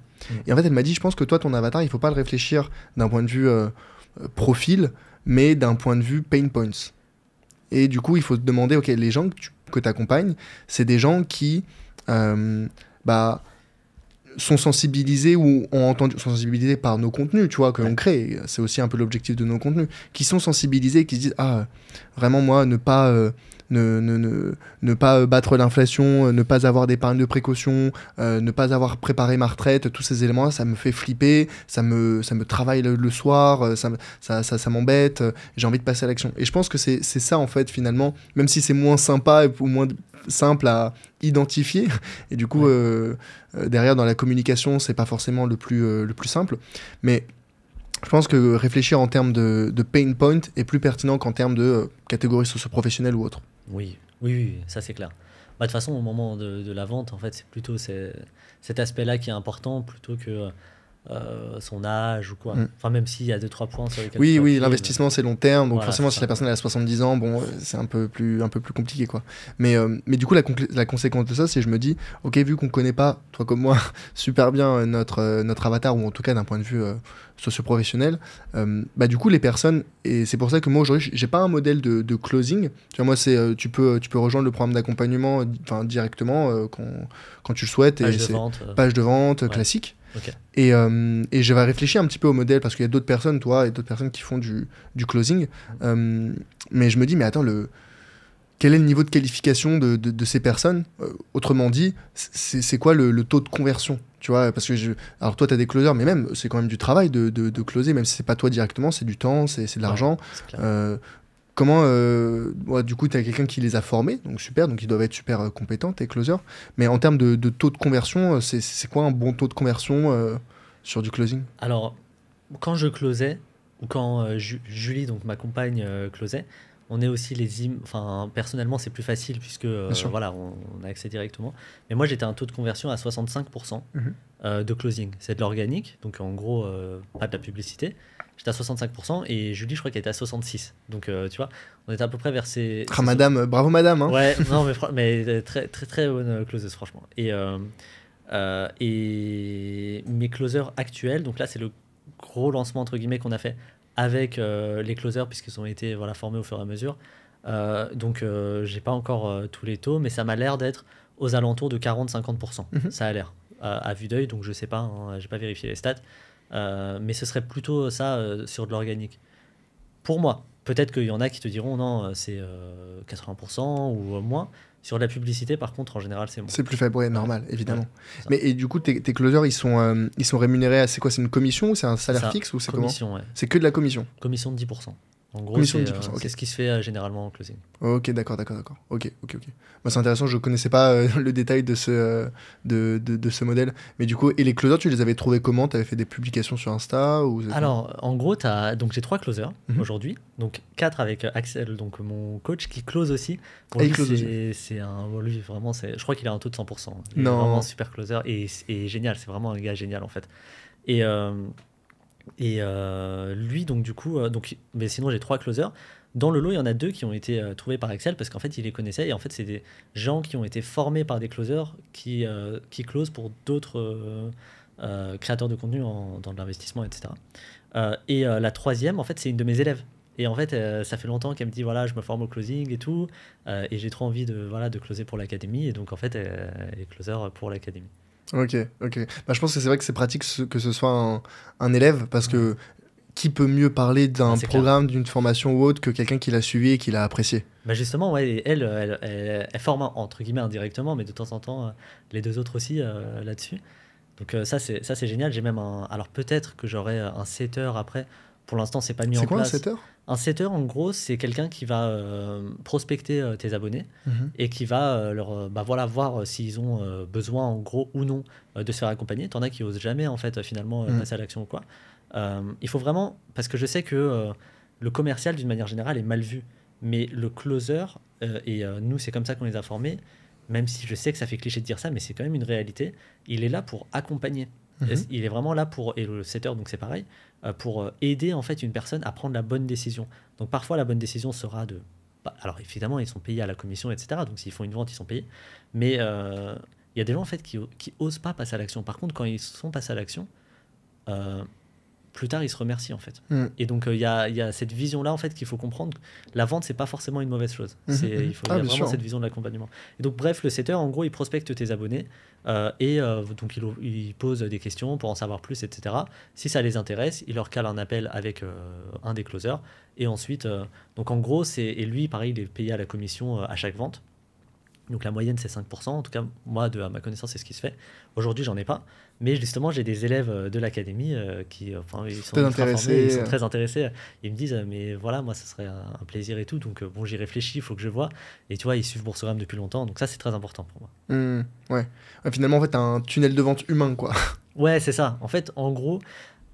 Moi, ce qui me fait peur, et toujours avec surtout les closers, c'est pour ça que j'ai été très dur avec Axel, s'il m'entend, il confirmera, mais c'est vraiment d'être, en gros, en tout cas d'essayer d'être quelqu'un d'humain, même au sein de l'académie, d'être présent, etc. Et d'être avec des commerciaux au téléphone qui utilisent des vieilles techniques de vente ou voilà, qui forcent un peu la main. Et c'était vraiment quelque chose sur lequel on a travaillé pendant des mois pour pas avoir ça, quoi, tu vois. Et donc, si j'ai des setters, si c'est des élèves de l'académie qui suivent Boursorama depuis 1 an, etc., ils savent comment je fonctionne, tu vois. Donc, normalement, ça devrait être, peut-être pas, mais normalement, ça devrait être déjà plus humain. Ouais. Voilà. Ok. Donc finalement, en synthèse, pour tu vois, quelqu'un qui réfléchit à se lancer, c'est bon déjà avoir en tête que plus ton produit il est élevé en termes de prix, moins tu vas avoir des gens chiants, mais il faut pas tout de suite se positionner trop. Il faut avoir une progression, commencer petit, prendre confiance en soi, améliorer son produit ou son service et progressivement step up. Avoir des...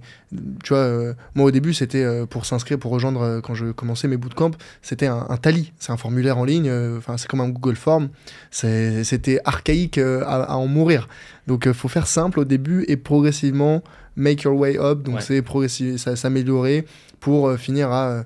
finir. Il y a sûrement d'autres éléments derrière, mais tu vois, pour prendre l'académie, c'est voilà, maintenant un programme d'accompagnement, il y a des closers, il y aura peut-être bientôt des setters, mais je pense qu'il faut aller progressivement. Oui, je veux bien ajouter un petit truc, mais effectivement, pour quelqu'un qui commence, faut tout faire. Moi, je te rejoins, on n'en a pas parlé tout à l'heure, mais je te rejoins largement là-dessus. Déjà, faut faire, parce qu'on comprend mieux à partir du moment où on délègue, on sait, on connaît le travail.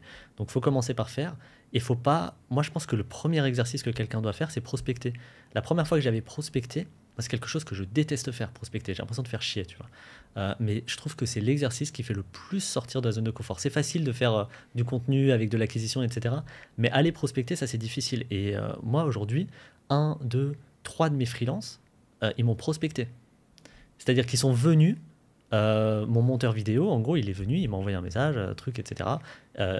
Enfin voilà, il m'a fait les premières vidéos gratuites. Tu vois, c'est ça prospecter. Et après, aujourd'hui, on a un contrat très long terme. Moi, il travaille même pour une autre Finfluence enfin voilà, dont on parlera, mais en gros, et je le recommande 10 000 fois. Quoi. Ouais, c'est vrai que le sujet de la prospection, c'est très touchy. Typiquement, moi, j'aime pas du tout ça, comme toi. Je suis plus à dire, je vais faire du contenu, de l'organique, je vais publier, puis après les gens viennent me voir. Mais c'est vrai que, tu vois, quand j'ai des personnes derrière, du coup, qui ont des questions sur le programme d'accompagnement, et moi, souvent, je leur propose qu'on s'appelle. Et alors, c'est pas de la prospection, c'est du closing peut-être un petit peu, mais savoir vendre.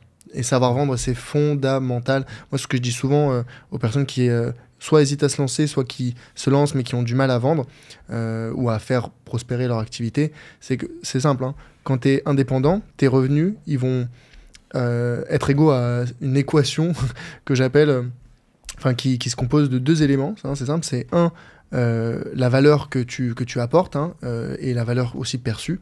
Ça, c'est entre guillemets la valeur intrinsèque et perçue, et ta capacité à vendre. Parce que tu peux avoir un produit excellent, si jamais tu sais pas vendre, si jamais tu sais pas closer, si tu sais pas convaincre la personne en face, tu sais pas créer des bons tunnels, etc., t'es un artiste en fait. Alors que, et inversement, si jamais t'es un excellent closer, mais la valeur perçue ou la valeur intrinsèque de ton produit, elle est nulle, pareil, tu vas rien vendre. Donc, tu vas peut-être plus vendre, mais tu vas pas spécialement bien te sentir. Et la satisfaction client, elle sera pas au rendez-vous. Non, c'est pas du long terme. Ouais, exactement. Et peut-être le dernier point avant de passer sur vraiment investissement, dont je voulais te parler, c'est, moi ça m'a marqué, tu l'as un petit peu mentionné tout à l'heure, ou avant qu'on commence, tu es papa. Oui.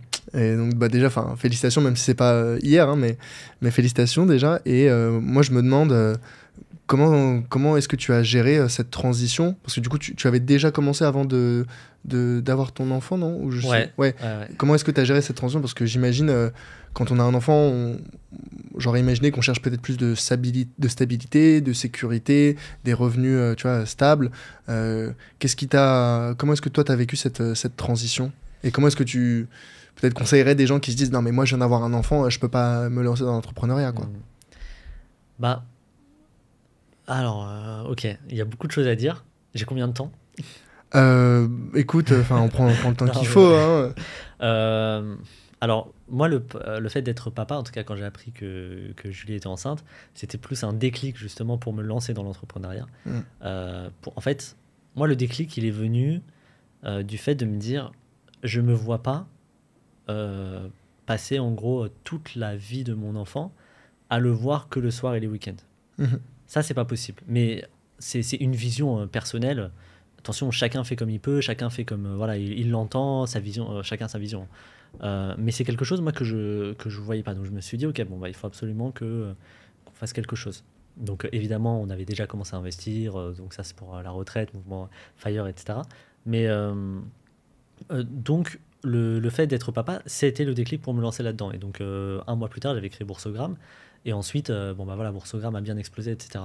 Par contre, c'est vrai que le fait d'être papa, en plus on venait d'acheter aussi notre résidence principale, c'est très difficile derrière de quitter son travail, de quitter son CDI, de quitter des revenus réguliers. En plus, j'étais bien payé, entre guillemets, pour, on va dire...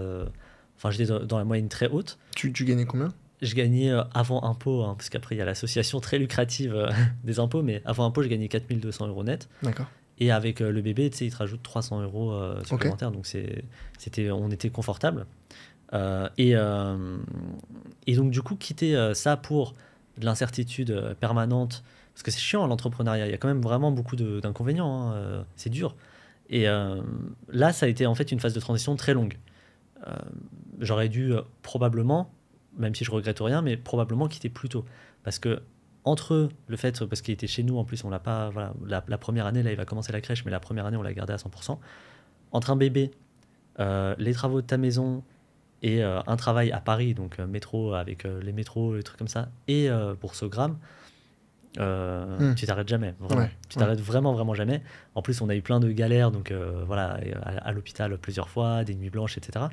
Et, tu t'arrêtes vraiment jamais. Et donc, en fait, la transition, elle était tellement longue qu'à la fin, j'étais vraiment très proche du burn-out, là, il y a quelques mois, et c'était vraiment difficile, tu vois.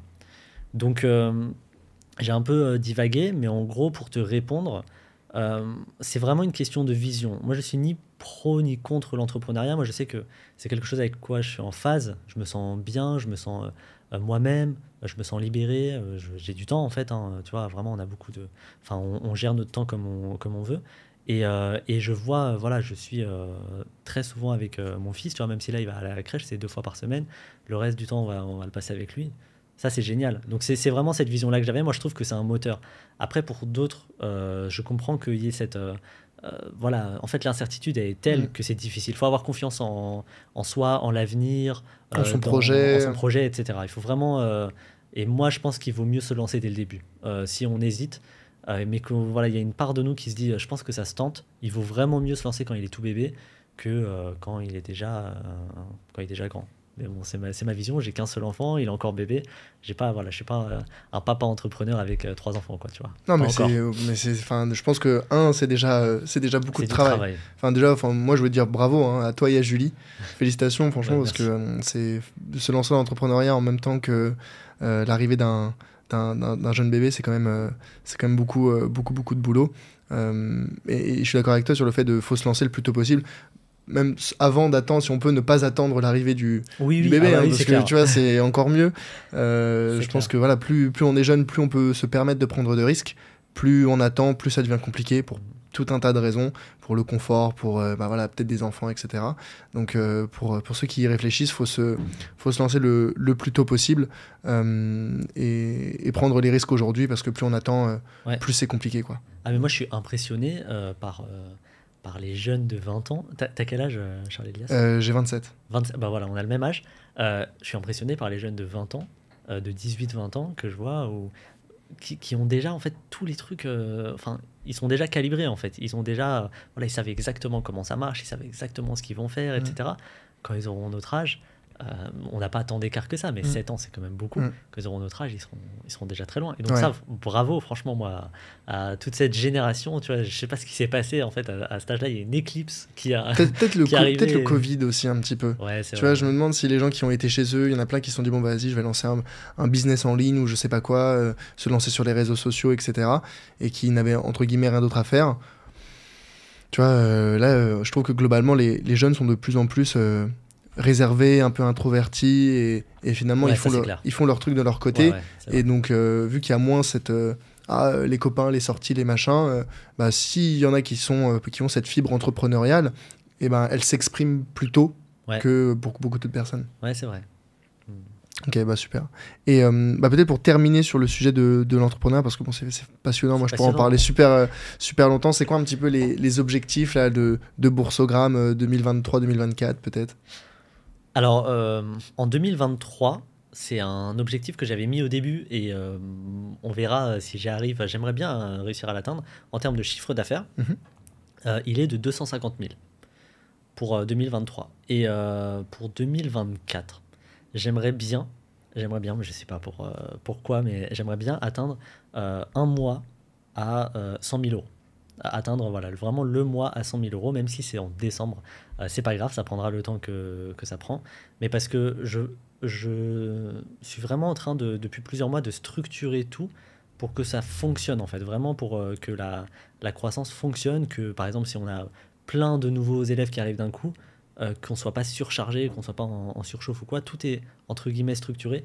Et donc en termes voilà, de chiffre d'affaires, donc 2024, j'ai pas mis de chiffre exact, mais 2023, j'aimerais bien 250 000 euros. Mais sinon, au-delà de l'aspect chiffre d'affaires uniquement, c'est surtout le nombre les arguments d'autorité que j'aimerais bien monter.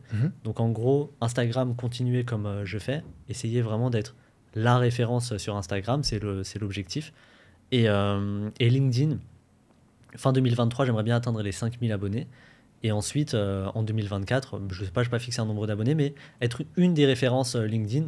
Je n'ai pas pour ambition d'être la référence LinkedIn, parce que ce n'est pas mon réseau de prédilection, mais être une des références et passer l'AMF et être aussi en intervenant dans des séminaires en tant que expert, alors pas du tout expert, mais en tout cas intervenant en investissement en bourse. Ouais, très bien, très bien. Ok, bon bah on va se recroiser de toute façon sur LinkedIn et compagnie. Ouais, c'est clair. Ouais, super.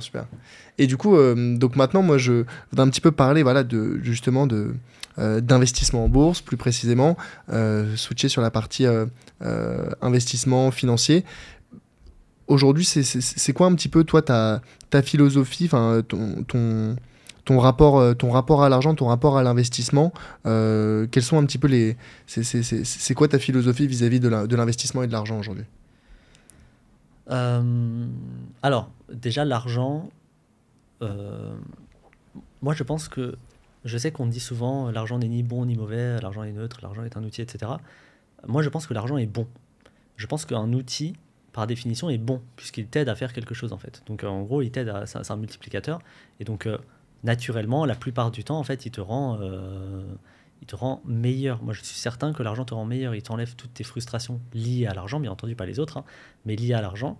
Tu es plus apaisé, tu es plus serein, donc tu es forcément... pour moi, dans la majorité des cas, l'argent vous rend largement meilleur. Donc, je pense que l'argent est bon.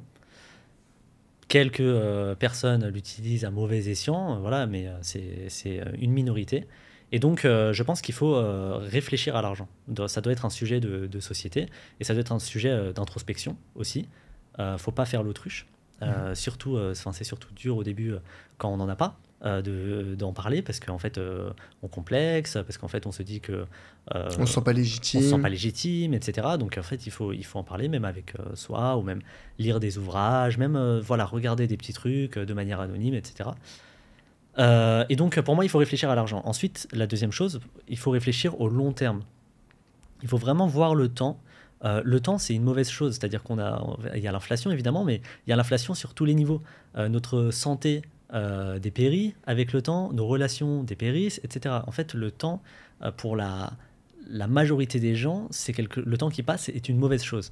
L'investissement permet de faire, l'investissement dans de l'argent ou dans sa santé, etc., permet de faire du temps une bonne chose. Mmh. Et donc, en fait, pour moi, il faut vraiment avoir cette vision long terme. Donc, je comprends le fait de se dire, j'ai pas envie de profiter de mon argent à 90 ans, tu sais, ceux qui caricaturent tout le temps. Et c'est vrai, bien sûr, il faut avoir ce juste équilibre. Mais par contre, il faut faire en sorte de dépendre uniquement de soi, de ses choix, pas d'une entité externe comme l'État, par exemple.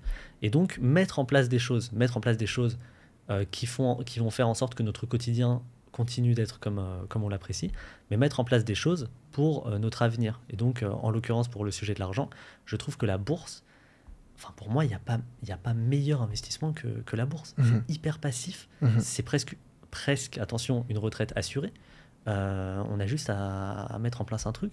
La plupart du temps, tu peux faire ça en moins de 15 minutes par mois. C'est incroyable. Mmh. Le taux horaire, quand tu regardes les intérêts composés, le taux horaire finalement que tu auras passé à investir ton argent par rapport à ce que tu as gagné, il n'y a rien qui dépasse ça. Ouais, mais c'est pas ça, c'est parce que, comme tu dis, tout est dans la vision long terme. Ouais. Et quand tu regardes le taux horaire, si jamais là demain, je simplifie, je sais pas, je vais aller faire de la manutention et je suis payé 20 € de l'heure ou je sais pas combien, c'est là tout de suite, demain matin, j'ai ce 20 € de l'heure. Par contre, la bourse, oui, le taux horaire, il va être bien plus élevé, mais parce qu'il faut regarder sur 10, 15, 20 ans, idéalement, voire même plus. Et que beaucoup de personnes, c'est difficile de se projeter aussi loin, déjà parce que, bon, on ne sait pas si dans 15-20 ans on sera là, ça c'est un vrai sujet, et qu'on se dit il faut aussi profiter. Je pense que moi j'ai une vision très long terme aussi, tu vois, je pense qu'on est aligné là-dessus, mais de plus en plus j'entends les personnes qui me disent oui mais on ne sait pas si on sera là demain, et puis même moi je veux pas être, je suis d'accord, ça sert à rien d'être le plus riche du cimetière. Donc il faut équilibrer sa vie entre les dépenses immédiates ou en tout cas à court terme pour vivre, parce que le but c'est pas juste de survivre et d'être riche à 80 ans, et penser à l'investissement long terme. Je pense qu'une bonne répartition, c'est peut-être de se dire tiens d'ailleurs c'est quoi toi ta bonne répartition, quel est le pourcentage de ton temps ou de ta philosophie de vie, c'est vivre court terme, et quel pourcentage c'est vivre long terme? Mais j'adore cet épisode parce que en fait, tu me poses des questions que je me pose jamais, quoi, tu vois. Donc, ma vision actuelle, elle est qu'il faut devenir riche très vite et investir le plus possible. J'ai une vision, enfin moi le concept de profiter, il est, enfin de mon côté il est très simple, quoi, tu vois. Enfin j'ai une vision très sobre, hein. Je pense qu'il me faut pas beaucoup d'argent. Alors il m'en faut, hein, clairement, mais il me faut, enfin j'ai pas besoin de 10 000 € par mois claqués chaque mois pour vivre et profiter, ou 15 ou 20, ou, enfin parfois je vois des montants astronomiques. Je pense que voilà, juste profiter de ses proches, voyager de manière simple et tout en sobriété, entre guillemets, c'est profiter en fait, hein. Donc là, Surtout quand on a un enfant en plus et qu'on est marié. mais c'est magique, avoir un enfant, moi je trouve que c'est le bonheur absolu, et donc, mais oui. Et donc pour moi il faut faire en sorte de gagner le plus possible d'argent.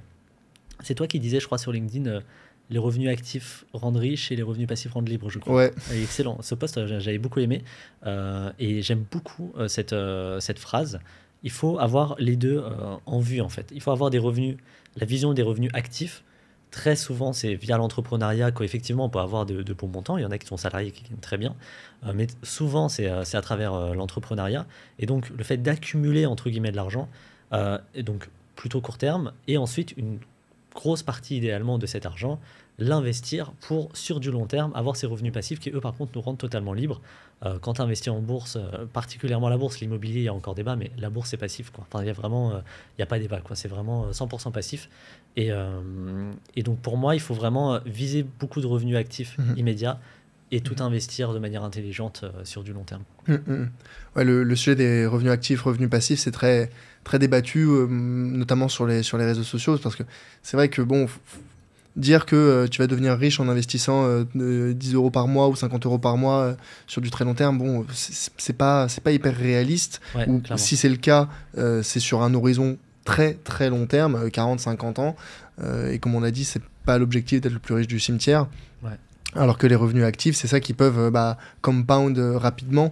Là où et c'est pour ça que moi j'ai rien contre les salariés. Je pense que c'est très bien pour beaucoup de personnes. C'est le modèle qui convient à certaines personnes et l'entrepreneuriat convient à d'autres. Mais il faut être un peu réaliste en se disant un salarié globalement il va se battre pour aller chercher ses 3%, 4% d'augmentation chaque année. Alors qu'un entrepreneur, si ça se passe bien et qu'il met en place ce qu'il faut, il peut aller chercher des croissances de son activité à 2 chiffres largement, voire plus. Clairement. Donc c'est là où voilà, l'entrepreneuriat a quand même un avantage par rapport aux salariés. Mais l'important, encore une fois, c'est voilà, tu peux être salarié et bien gagner ta vie. Mais il faut voilà, utiliser tes revenus actifs pour acquérir du capital. Il faut utiliser et ensuite il faut développer tes revenus passifs pour atteindre ta liberté. Exactement, c'est vraiment la vision que j'ai. Ouais. Et là où la bourse c'est intéressant, comme tu disais, c'est passif. En France, on adore l'immobilier, beaucoup l'immobilier.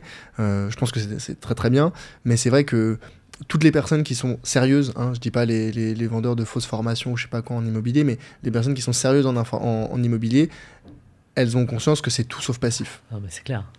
Et ça, je pense qu'on le dit pas assez, où il y a beaucoup de personnes qui disent oui, moi je vais acheter un appartement et puis un deuxième, et puis je vais faire du financement à 110%. Déjà, financement à 110% aujourd'hui, dans l'environnement actuel de taux, de prix, c'est quasiment impossible, c'est très très très très très compliqué, et encore moins l'enchaîner. Donc cette partie-là en amont c'est difficile, et en aval la gestion des locataires, la gestion des travaux, tous ces éléments-là font que l'immobilier, il faut avoir en tête que ça n'est pas passif. En fait, ouais, je suis totalement d'accord avec toi. Mais justement, Julie a de l'immobilier, elle avait divisé justement un immeuble, enfin une maison en 2 appartements, ça fait petite IDR entre guillemets. C'est clairement pas passif, même si c'est tout ce que tu veux, hein, du LMNP, totalement délégué, etc. Bon, c'est pas passif, hein, il y a des galères. Mais l'immobilier, en fait, quand tu regardes bien, donc c'est génial, moi je suis d'accord, hein, et c'est justement par exemple un énorme levier sur lesquels des salariés peuvent jouer, comme quoi il y a des avantages et inconvénients aux deux. Mais l'immobilier, pour vraiment devenir rentier, entre guillemets, grâce à l'immobilier, pour utiliser les grands termes utilisés, il faut voir l'immobilier comme de l'entrepreneuriat. C'est-à-dire que tu fais les choses sérieusement, tu construis un réseau, en gros, tu as des biens en off-market, puis tu négocies, etc. Et en fait, c'est de la gestion clairement active. pour monter vite et devenir rentier. C'est de la gestion active et en fait qui est clairement avec où tu délègues artisans, puis tu manages entre guillemets, tu surveilles un petit peu ce qu'ils font, etc.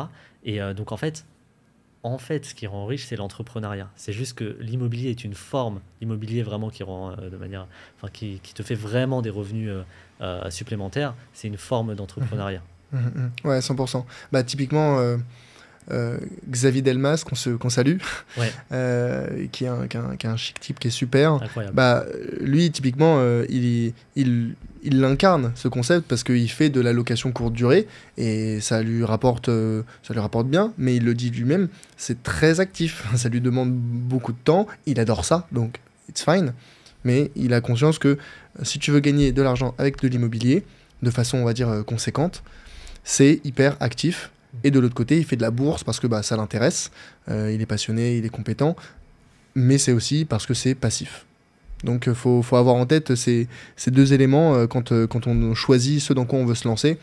Lancez-vous dans l'immobilier, très bien, mais ayez en tête que ça va vous demander du temps.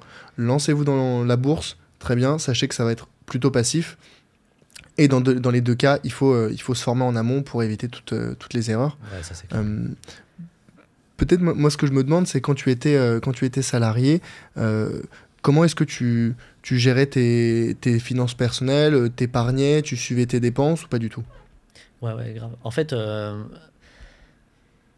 en gros, comment dire, quand j'ai commencé à gagner, donc le premier travail que j'ai fait, j'ai directement gagné, sortie d'école, tu vois, 2800 euros par mois et je claquais tout, quoi. Tu vois, donc 3 ans plus tard, j'avais toujours rien mis de côté. Je crois en tout, j'avais, je sais plus, quelques milliers d'euros de côté, donc ça peut paraître beaucoup, mais par rapport à tout ce que je gagnais, je vivais encore, tu vois, chez mes parents, etc. C'était vraiment ridicule. Donc, il y a eu un moment où j'ai eu un déclic et je me suis dit, ok, bah, faut vraiment que j'adopte une gestion de budget stricte. Donc, j'ai un peu tout essayé, toutes les méthodes, un peu pour moi qui marchent clairement pas, hein, 50-30-20, la méthode des enveloppes ou les trucs comme ça. Je pense qu'il y a peut-être des personnes à qui ça convient, hein, tu vois. Mais... Peut-être, c'est vrai, peut-être.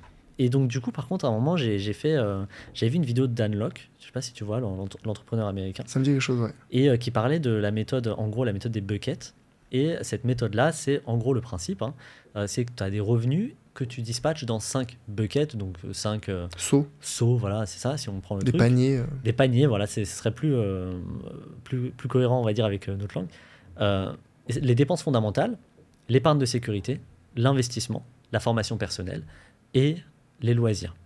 Et en fait, cette méthode-là, ce système, à partir du moment où je l'ai mis en place, ça a changé ma vie. C'est-à-dire qu'encore aujourd'hui, je fais ça et je suis en train de le mettre en place pour les revenus de société, même si c'est beaucoup plus compliqué parce que c'est un peu différent.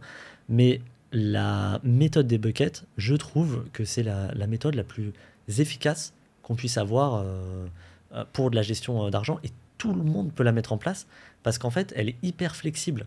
C'est-à-dire que tu as juste en gros les pourcentages. Alors ça va être compliqué à expliquer juste en vocal, puisqu'il faut voir en gros des petits schémas, tu vois, pour comprendre ça facilement. Mais mon monteur sera capable de l'afficher. On compte sur toi. Mais en gros, l'idée c'est que par exemple tu gagnes 2000 euros par mois et que tu as, je sais pas moi, 1200. Alors on va faire des calculs. Des calculs faciles, 1200 euros de charges fondamentales, donc loyer, voiture, assurance, nourriture, etc. En gros, ça te prend 60% de tes revenus. Ça veut dire qu'il te reste 40% de reste à vivre. Ces 40%-là, au lieu de te dire il reste de l'argent sur mon compte et je sais pas trop quoi faire, tu sais qu'il reste 40%. Ça veut dire que ces 40%, tu vas les répartir dans les 4 autres buckets. Donc, l'épargne de sécurité, où tu vas mettre 10%, l'investissement, où tu peux mettre 10%, la formation personnelle, où tu peux mettre 10%. Donc la formation personnelle, c'est ce que tu vas utiliser pour acheter des livres, suivre des formations, aller à des séminaires, des bootcamps, etc. Et ensuite, une partie sur les loisirs, 10%. Libre à toi de te dire, je veux mettre moins en investissement, plus dans mes loisirs, etc. Mais plafonner ces loisirs, c'est déjà une chose qui est très importante à faire, en fait. Avoir une carte, d'ailleurs, qui plafonne les loisirs. Et donc, tout ça, mettre tout ça sur des comptes différents, donc multibancariser, en fait, ses finances. Je sais que dit comme ça, pour des gens qui ne sont pas forcément à l'aise avec la gestion financière, ça peut paraître compliqué, mais vraiment, en moins d'un mois, moi, je dépensais, je claquais tout, quoi. Et en moins d'un mois, c'est très facile à mettre en place. Et par contre, ça change la vie. Moi, ça a changé ma vie. Hein. Vraiment, s'il y a bien un truc Je trouve que s'il y a bien un truc qui change la vie, c'est gérer ses finances. Ensuite, l'investissement, évidemment, c'est un gros plus. Ouais, bien sûr. Ouais, donc en synthèse, la méthode des buckets, c'est avoir un compte pour chaque élément de ta vie avec les dépenses fixes obligatoires, les dépenses plaisir, les sorties, la formation personnelle. C'était quoi d'autre? L'investissement et l'épargne de sécurité. L'investissement et l'épargne de sécurité. Et après, tu répartis tes revenus selon ces 5 paniers, selon tes préférences. Ouais, et ça, je suis complètement d'accord avec toi. Si jamais, déjà, première chose, on ne peut pas maîtriser, en parlant de ses finances personnelles, ce qu'on ne peut mesurer. Donc, si tu sais pas combien tu gagnes, si tu sais pas, enfin, tu sais combien tu gagnes, mais tu sais pas combien tu dépenses et tu sais pas dans quoi tu le dépenses, impossible de bien gérer ses finances. Et c'est vrai que pour moi, ça c'est le mal de notre siècle. C'est beaucoup de personnes qui pensent que en sortie d'école, on a fini notre éducation et on va continuer à progresser, mais sur des sujets, on va dire, professionnels, dans notre job, dans notre job salarié en général. Alors que, et je suis aligné avec toi, monter en compétence sur, même ça peut être pas forcément de l'entrepreneuriat, mais ça peut être des sports, de l'art, du développement personnel, tous ces éléments-là qui sont fondamentaux pour sentir que l'être humain continue à grandir et à progresser. Et ben, si jamais tu n'y dédies pas un petit pourcentage de tes revenus, tu pourras jamais le mettre en place, tu pourras jamais en profiter des bénéfices. Clairement, ouais, mais totalement d'accord. Et ça, malheureusement... je pense qu'il y a beaucoup trop de personnes qui comme toi, hein, claquent tout leur argent. Alors que, comme tu disais, l'avantage des buckets, c'est qu'une fois que tu l'as mis en place, ça peut paraître comme un petit peu fastidieux au début, mais une fois que c'est fait, c'est passif en fait. Mais totalement. Et en fait, il faut... Là, concrètement, ce qui se passe, c'est qu'une fois que c'est mis en place, une fois que c'est théorisé, on va dire qu'on gagne, en gros, on se dit, allez, je gagne 2000 €, je mets tant là, et je crée des comptes. Une fois que tout est théorisé, tout est créé, concrètement, au début du mois, on se dit juste, ok, je fais un virement de temps sur tel compte, un virement de temps sur tel compte, un virement de temps sur tel compte. Les loisirs, on a une carte loisirs associée, gratuite évidemment, avec les banques en ligne, et on va tout simplement, on a exactement le nombre de loisirs dont on a droit sur notre carte bancaire. Enfin, tout est automatisé, quoi. C'est grand max 15 minutes par mois, grand max, pour gérer ses finances. Et c'était quel pourcentage de tes revenus que tu épargnais quand tu as commencé à mettre en place la méthode des buckets? Il faudrait que je retrouve parce que ça a beaucoup changé. Mais en gros, j'avais entre 55 et 65% de dépenses fondamentales. Au début, j'avais 65%. Donc moi, je considère qu'au-dessus de 60%, c'est que tu vis au-dessus de tes moyens. Donc en fait, on a fait des trucs pour baisser ça, etc. C'est simple, tu renégocies tes assurances. Au début, c'est des trucs bêtes. Et après... tes factures de téléphone. Voilà, tout ça, tu les renégocies. Tu refais le point, surtout, tu vires tes abonnements que tu avais oubliés, que tu as depuis 2 ans, etc. Épargne de sécurité, toujours 10%, ça a toujours été le cas. Et ensuite, en investissement, il y a un moment où j'étais monté à 30%, ça c'était pas mal. Et en formation, j'ai toujours mis 10%. Par contre, les loisirs, moi je sais que 10%, c'est dur. Donc voilà, je conseille 20% plutôt. C'est dur, tu veux dire c'est dur à tenir. Tu profites pas beaucoup, c'est ça que tu veux dire. C'est dur à tenir, je trouve. Ouais, moi j'ai pas tenu. Enfin, j'ai tenu 6 mois et après, au bout d'un moment, c'était pesant. Ok, oui. Ça dépend des revenus, ça dépend, tu vois, quelqu'un qui gagne 10 000 € par mois, c'est pas pareil que quelqu'un qui gagne 1800. Ouais, donc c'est aussi, il faut savoir mesurer par rapport à ça. Ouais, et encore une fois, même si les gens qui disent, ok, je vais mettre ça en place aujourd'hui, et qui se rendent compte demain que la répartition était pas bonne pour des raisons X ou Y, ça a vocation à évoluer. Ouais. Ça a vocation à évoluer parce que notre rythme de vie change. Tu vois, je suppose que le jour où tu as eu ton enfant, les dépenses changent aussi. Tu as des nouveaux postes de dépenses. Tu en as qui disparaissent peut-être. Tes revenus évoluent. Donc, même si une fois que c'est mis en place, c'est relativement passif, ça a vocation à être... on va dire, tu vois, légèrement modifié pour être aligné avec ton rythme de vie, ta vie personnelle et ta vie professionnelle. Mais exactement. Et en fait, j'entends souvent, en ce moment, c'est la grande mode de dire il vaut mieux gagner plus que dépenser moins. Et personnellement, je suis d'accord avec ce constat. Je pense que gagner plus, c'est génial parce que, en fait, ton levier est beaucoup plus grand, quoi. Tu vas dépenser moins, au bout d'un moment, tu es limité. Mais gérer ses finances, ça ne veut pas dire forcément dépenser moins, ça veut dire maîtriser ce qu'on fait, maîtriser les flux en fait. L'argent est un flux, donc il faut juste maîtriser où est-ce qu'on l'emmène en gros. Et quand tu maîtrises tes finances et que tu épargnes par exemple toujours la même somme en investissement, et du coup ton DCA par exemple, si tu fais du DCA, ton DCA il est clean, tu vois. Plutôt que de se dire ce mois-ci il me reste tant, je vais investir 100, Ce mois-ci, je peux pas investir. Le mois prochain, j'investis 300, etc. Enfin voilà, tu vois, c'est des trucs. Il faut pas. On est tellement polarisant sur les réseaux qu'on apporte de nouvelles idées qui viennent en contradiction d'anciennes alors qu'elles sont largement compatibles. Ouais, tout à fait. Ouais, complètement. Et moi, c'est ce que je dis souvent. Il y a des gens qui me disent oui, ça sert à rien d'investir, même de faire la méthode des buckets niveau investissement avec 100 euros par mois, ça sert à rien, c'est pas assez, etc. Mais il faut bien comprendre que si aujourd'hui tu n'investis pas à 100 euros, bah demain tu vas pas investir 200, puis 300, puis 500. Et que si jamais tu n'as pas pris l'habitude de faire ce petit effort chaque mois, bah, tes revenus ils auront beau augmenter, tu vas subir ce qu'on appelle la lifestyle inflation. Ouais, c'est le niveau de tes dépenses qui augmente au même rythme que tes revenus. Et en fait, le delta qui est censé s'agrandir, il va jamais s'agrandir.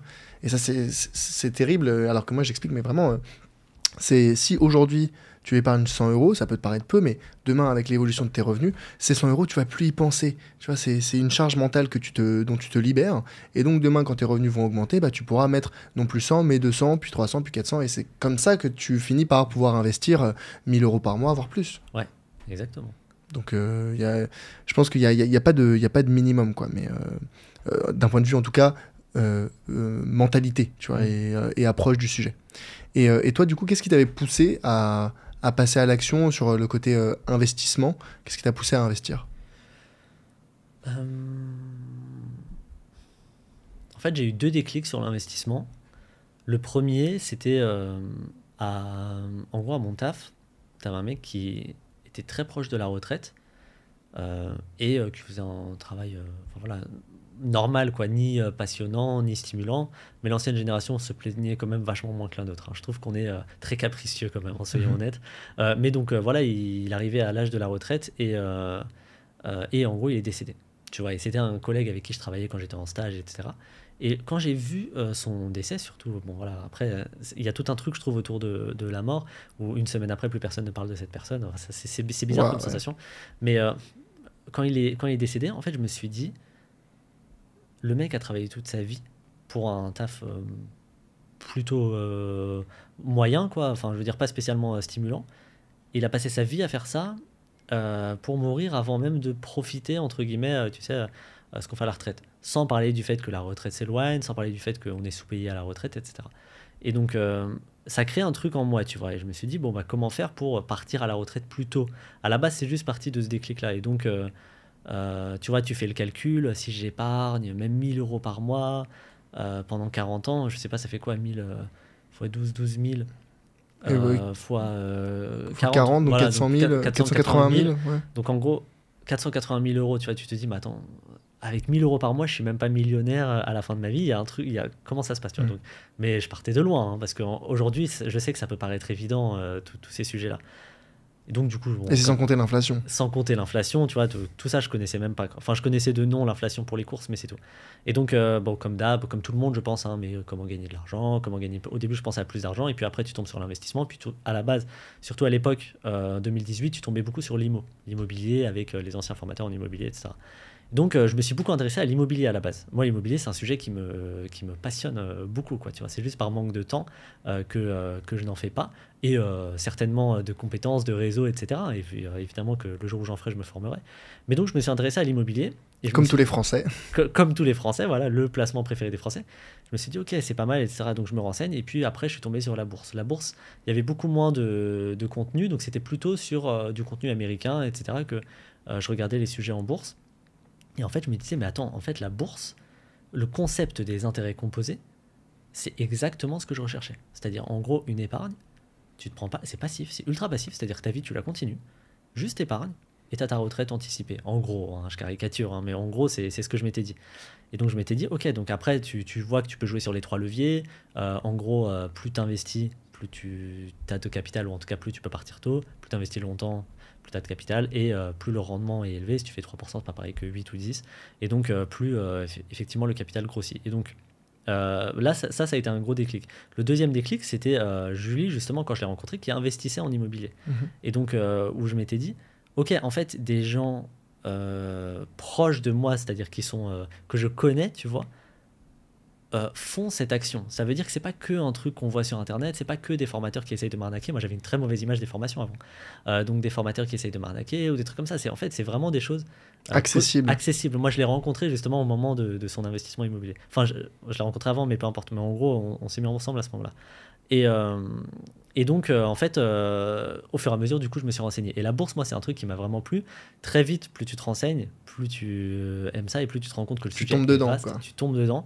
Et en fait, donc voilà, au début, je faisais un peu n'importe quoi. Et puis, comme tout le monde, j'ai fini par avoir, peut-être trop tard, mais en tout cas, le déclic en me disant, bon, il faudrait que j'arrête de faire n'importe quoi. Je vais peut-être me former. J'ai commencé à me former. Et donc là, les connaissances sont... Comment est-ce que tu t'es formé quand tu as commencé ? Formation. En gros, formation Yann Darwin à l'époque. Donc je sais plus comment elle s'appelle, mais en gros une des formations de Yann Darwin. Et après, une fois que tu es dans le truc, déjà t'as la première formation que tu payes. Pour ceux qui n'ont jamais acheté de formation, je trouve que la première formation que tu payes, si elle est pas trop mauvaise, tu te dis ah oui, ok, d'accord, ça fait un déclic. Voilà, c'est ça. Ok, il y a vraiment un truc en fait. Quand je paye, quand je mets de l'argent, il y a vraiment une différence avec des vidéos YouTube. Tu vois, c'est pas la même chose en fait. C'était combien la formation je sais à l'époque plus. Quelques centaines. C'était pas en milliers. Je payais pas de. J'aurais jamais mis une formation. Ouais, normal quand tu commences. Ouais, c'est ça. T'as besoin, je pense, de passer par un cap. Et donc tu te dis ah oui, ok. Et donc en fait ça m'a déclenché un truc. Donc après beaucoup de livres, donc les livres que tout le monde connaît, etc. Et après quand je suis arrivé sur Boursogramme, du coup j'ai partagé tout ce que je savais. Et bon, ça c'est quelque chose de très capitaliste. Mais quand je suis arrivé, j'ai acheté les formations de tout le monde sur Instagram. Et je les ai toutes suivies pour savoir ce qui se faisait sur le marché, tu vois. Bah, c'est très bien. Et me dire, mais voilà, en fait, c'était vraiment. Enfin, c'est ballsy quand même, comme action. Et donc, en fait, je me suis dit, ok, qu'est-ce que les gens font, à quel prix, etc. Ça me donne à peu près une idée. Et je me disais, bon, en gros, ça va. Enfin, j'ai pas honte, entre guillemets, de sortir ce que j'allais sortir et tout. Et la grosse formation qui m'a fait beaucoup progresser, et depuis, après, j'ai resuivi d'autres formations, mais celle qui m'a fait beaucoup progresser, c'est celle de Rémi. De Truchy de Varenne, que tu connais peut-être, de la chaîne Parlons Long Terme. Rémi, je connais pas du tout. Il m'a fait énormément progresser, ça je lui en suis très reconnaissant, un très bon mentor. Et c'est vraiment sur l'analyse poussée d'entreprise, l'analyse quantitative, l'analyse qualitative, etc. Une fois que tu passes ce cap-là d'analyse d'entreprise, non seulement tu as l'impression qu'il y a encore plus de sujets qui s'ouvrent, tu vois d'autres livres que tu n'avais pas vus avant, tu vois d'autres sujets que tu n'avais pas vus avant, la construction de portefeuille, tu l'abordes différemment, tu parles de décorrélation, etc. Mais en plus de ça, être capable d'analyser des entreprises, donc faire du stock picking, même si je sais que ça peut être critiqué ou pas, mais être capable de faire ça de manière, entre guillemets, poussée, et ben ça te permet aussi d'avoir plus de recul sur ce qu'on pourra, par exemple, du private equity, ou plus du recul par rapport à ta propre entreprise. Moi, j'avais fait un mail où je disais je n'investirais pas dans Boursogramme, par exemple. Et je disais tous les défauts de Boursogramme, en fait, en tant que objectivement, d'un point de vue extérieur, tous les défauts. En tant que produit d'investissement. Voilà, en tant que exactement. Je n'investirais pas dans cette société si j'étais actionnaire, typiquement, tu vois. Et en fait, ça te permet d'avoir du recul et de te dire ok, en fait, j'ai tel risque dans ma société. Il faut que je vois comment les mitiger. Voilà, exactement. Et donc voilà, après, et depuis, en fait, je continue en permanence, malheureusement pas assez, j'aimerais avoir plus de temps, mais j'essaye en tout cas de lire régulièrement. Ça, c'est un truc que je suis très mauvais lecteur, franchement. C'est très dur. Ouais. Je pense que tous les entrepreneurs, ou même pas les entrepreneurs, mais même les salariés, de manière générale, on a beaucoup de mal à passer du temps à lire, alors que les connaissances sont dans les bouquins, quoi. Clairement, mais clairement. Toutes les connaissances sont dans les livres. Ce que tu as sur Internet, c'est une infime partie en fait de la précision que tu trouves dans un livre, je trouve. Et du coup, d'un point de vue investissement, toi, tu es plutôt... alors, on a parlé un petit peu de stock picking, donc le fait de sélectionner des entreprises individuelles, qui est souvent un petit peu opposé à l'investissement passif avec des ETF, donc les paniers d'actions. Toi, tu te positionnes où sur ce spectre ? En fait, moi, j'aime bien... déjà, pour moi, c'est très important... Il y a deux choses qui sont très importantes. La première des choses, c'est d'être OK avec ses investissements, d'être à l'aise avec ses investissements. Par exemple, des gens qui investissent dans des ETF, pourtant de la gestion passive pure, et que, normalement qui est à peu près reconnue et on va dire préconisée par la majorité des investisseurs, ils sont toujours pas à l'aise. Ils vont investir dans du S&P 500, mais ils vont toujours se poser la question, est-ce que dans 30 ans, par exemple, les États-Unis seront toujours la première puissance comme... etc. Et donc finalement, moi je considère qu'ils ne sont pas à l'aise. Je considère qu'ils ne maîtrisent pas leur investissement et donc ils vont toujours se poser cette question et ce n'est pas le but de la bourse. À l'inverse, d'autres gens qui investissent dans du stock picking, on pourrait se dire que voilà, c'est plus chiant, seront plus à l'aise parce qu'ils maîtrisent, comme par exemple les gestionnaires de fonds, de très bons gestionnaires de fonds européens qui connaissent vraiment les PDG, etc. Et donc ma vision, la première chose, c'est d'être à l'aise. La deuxième chose, c'est que ce soit automatisé. Parce que moi, faut pas y passer des plombs, quoi. Et donc, à partir de ça, pour moi, on doit construire un portefeuille qui soit en accord avec ça. Donc pour certains, ce sera du 100% ETF. Pour d'autres, ce sera du 100% stock picking. Et pour d'autres, et moi, c'est plutôt ma vision, c'est d'avoir un socle qui soit passif, avec lequel on est vraiment tranquille, et des actions des actions où on se dit, vraiment où on se dit, cette entreprise-là, elle est bien. Je la sens bien et j'ai envie d'investir mon argent là-dedans. Et j'aimerais, évidemment, il y a toujours ce truc-là où je vais essayer de surperformer le marché. Ouais, bien sûr. Ouais, bah ça me rappelle, enfin, tu vois, moi je suis plutôt investisseur passif, mais j'ai reçu Guillaume Rouvier, je sais pas si tu connais, de Ibu Expert. Oui, je connais. Le site d'analyse. Ouais, bah, tu vois, je l'ai reçu sur le podcast. Super. Et c'était super intéressant parce que du coup, on a un peu eu une discussion investissement passif versus investissement actif. Et c'est vrai que lui, il explique vraiment, tu vois, ces concepts de marge de sécurité et tous les éléments de sélection de titres individuels qui permettent d'investir de façon, on va dire, safe, sérieuse, solide, tout en restant éloigné du trading, du market timing, etc. Et qui permet de chercher en tout cas à surperformer le marché, mais de façon sérieuse, de façon intelligente, quoi. Exactement. En fait, on a tellement eu comment dire, cette idée prédominante depuis quelque temps de c'est impossible de surperformer le marché, que c'est devenu une vérité. C'est ce qui est faux, puisqu'en fait, c'est simplement statistiquement, on a effectivement moins de chances de surperformer le marché que si on investissait par exemple dans des indices avec des ETF à frais à bas coût. À bas coût.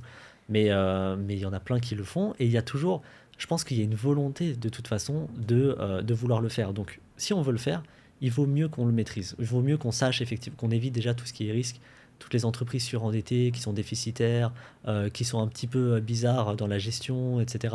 Où le PDG est un peu bizarre, un peu louche, on est tombé sur une société comme ça où tu avais en gros l'entreprise qui bizarrement, donc c'était en Chine, qui bizarrement a acheté une des sociétés du PDG, enfin voilà, tu vois, des trucs un peu chelous. On évite tous ces risques-là. On va plutôt chercher des entreprises effectivement très rentables, qui sont très profitables aussi. Et donc voilà. C'est justement pour choisir des entreprises. Je crois que toi, tu soutiens pas mal les small caps, enfin les petites capitalisations. Déjà, est-ce que tu peux expliquer, c'est quoi une petite capitalisation et pourquoi c'est intéressant Alors, je pense que les small caps, c'est un biais effectivement que j'ai eu depuis Rémi, qui lui est très small cap value justement. Donc small cap, version courte, en gros, on a large cap. Alors on a plus, mais large cap, mid cap, small cap. Large cap, c'est des grosses entreprises, donc large, grosse cap, capitalisation. Et small cap, c'est des petites entreprises. Quand on dit petites, attention, parce qu'on parle de inférieur à 2 milliards de capitalisation. Donc c'est déjà des entreprises quand même implantées. On n'est pas sur de la petite start-up. Large cap, c'est combien? Au-dessus de 10 milliards. C'est 10 milliards, oui. Voilà. Et donc l'idée des small cap, c'est de se dire, en fait, premièrement, c'est quelque chose auquel on ne pense pas forcément, mais les institutionnels, les fonds de gestion, ont tellement d'argent qu'elles ne peuvent pas investir dans des small caps. Une entreprise qui a 100 millions de capitalisation, je veux dire, le fonds de gestion qui doit placer 4 milliards, il ne va pas l'acheter en fait. Il aura des problèmes de liquidité. Donc en fait, problème de liquidité et aussi risque d'influencer le marché en fait. Exactement, voilà, exactement. Et donc en fait, comme ça n'intéresse pas des gros fonds, il y a effectivement plus de marge de manœuvre, on va dire. Il y a aussi du coup moins d'analyse et donc plus de potentiel anomalie de marché. Et donc tu parlais de marge de sécurité, disons, en gros, comme il y a des anomalies de marché, c'est plus volatile. Et vu que c'est plus volatile, parfois c'est largement au-dessus de la valeur intrinsèque, parfois c'est largement en dessous, théoriquement, tout ça c'est théorique. Et donc nous on va acheter en gros quand c'est en solde, entre guillemets, je caricature. Et la dernière chose avec les small caps, c'est le potentiel de croissance. En fait, une entreprise qui a 100 millions de capitalisation, elle a statistiquement plus de chances de passer à 200 millions, donc de doubler, qu'une entreprise qui a 3000 milliards a de chances de doubler en passant à 6000 milliards. Et donc en fait, il y a tous ces aspects-là qui font que les small caps sont intéressantes. Mais je ne suis pas que small cap. J'ai une vision du portefeuille où pour moi on doit tout avoir dans un portefeuille. Différents pays, différents secteurs, différentes tailles d'entreprises, différents types de gestion, une partie plus passive, une partie plus active. et différents types de stratégies, donc des entreprises plutôt croissance et des entreprises plutôt par exemple value, plutôt quality. Donc value en gros c'est des entreprises sous-évaluées, quality des entreprises de qualité qui respectent des critères de qualité. Et donc nous en tout cas c'est le portefeuille qu'on a essayé humblement on va dire de construire, un portefeuille qui soit complet à ce niveau-là. Ok, donc un socle passif, des actions individuelles de secteurs variés, géographie variée, taille variée. Ouais. Et mais tout ça, ça te prend combien de temps par semaine, mois à gérer? En fait, on a. Alors, il y a la partie trouver les entreprises et la partie suivre les entreprises. Une fois que le gros travail, en fait, c'est trouver l'entreprise.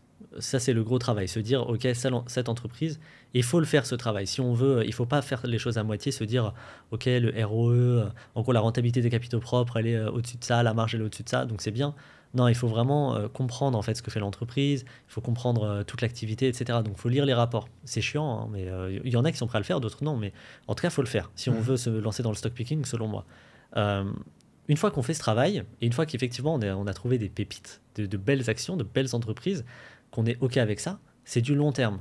On n'est pas là à se dire, je pense que cette action, elle va exploser dans 6 mois, ensuite dans 6 mois je la revends, etc. C'est chiant, voilà, on fait pas de market timing. C'est du market timing, voilà, c'est trop... Ça, c'est pas du tout notre philosophie. Donc en fait, le gros travail, c'est de la trouver. Donc ça peut... alors aujourd'hui, on a des screeners, aujourd'hui, on a ChatGPT, donc qui peut aussi résumer les rapports financiers, donc c'est aussi ce qu'on utilise. Donc voilà, il y a effectivement, on essaye d'accélérer un petit peu tout ça. Les ratios sont calculés tous automatiquement et tout. Bon, même si on investit, on recalcule à la main au cas où, mais en gros, donc ça, je sais pas, ça peut prendre voilà, quelques jours quand même. Enfin, même pas, mais bon, imaginons quelques jours si on veut vraiment faire les choses sérieusement. Suivre l'entreprise, ça prend rien par contre. Ça, c'est une fois par an, tu suis l'entreprise. Nous, comme c'est un portefeuille qu'on partage dans l'académie, effectivement, on le fait une fois par mois pour chacune des entreprises, en tout cas au moins une fois par trimestre pour chaque rapport. Mais sinon, une fois que tu as tes entreprises, tu suis ça une fois par an pour vérifier en gros, qu'ils n'ont pas fait n'importe quoi. Et après, c'est bon, quoi. Et donc, il y a un alignement entre ton portefeuille personnel et les portefeuilles ou les portefeuilles que vous analysez dans l'académie.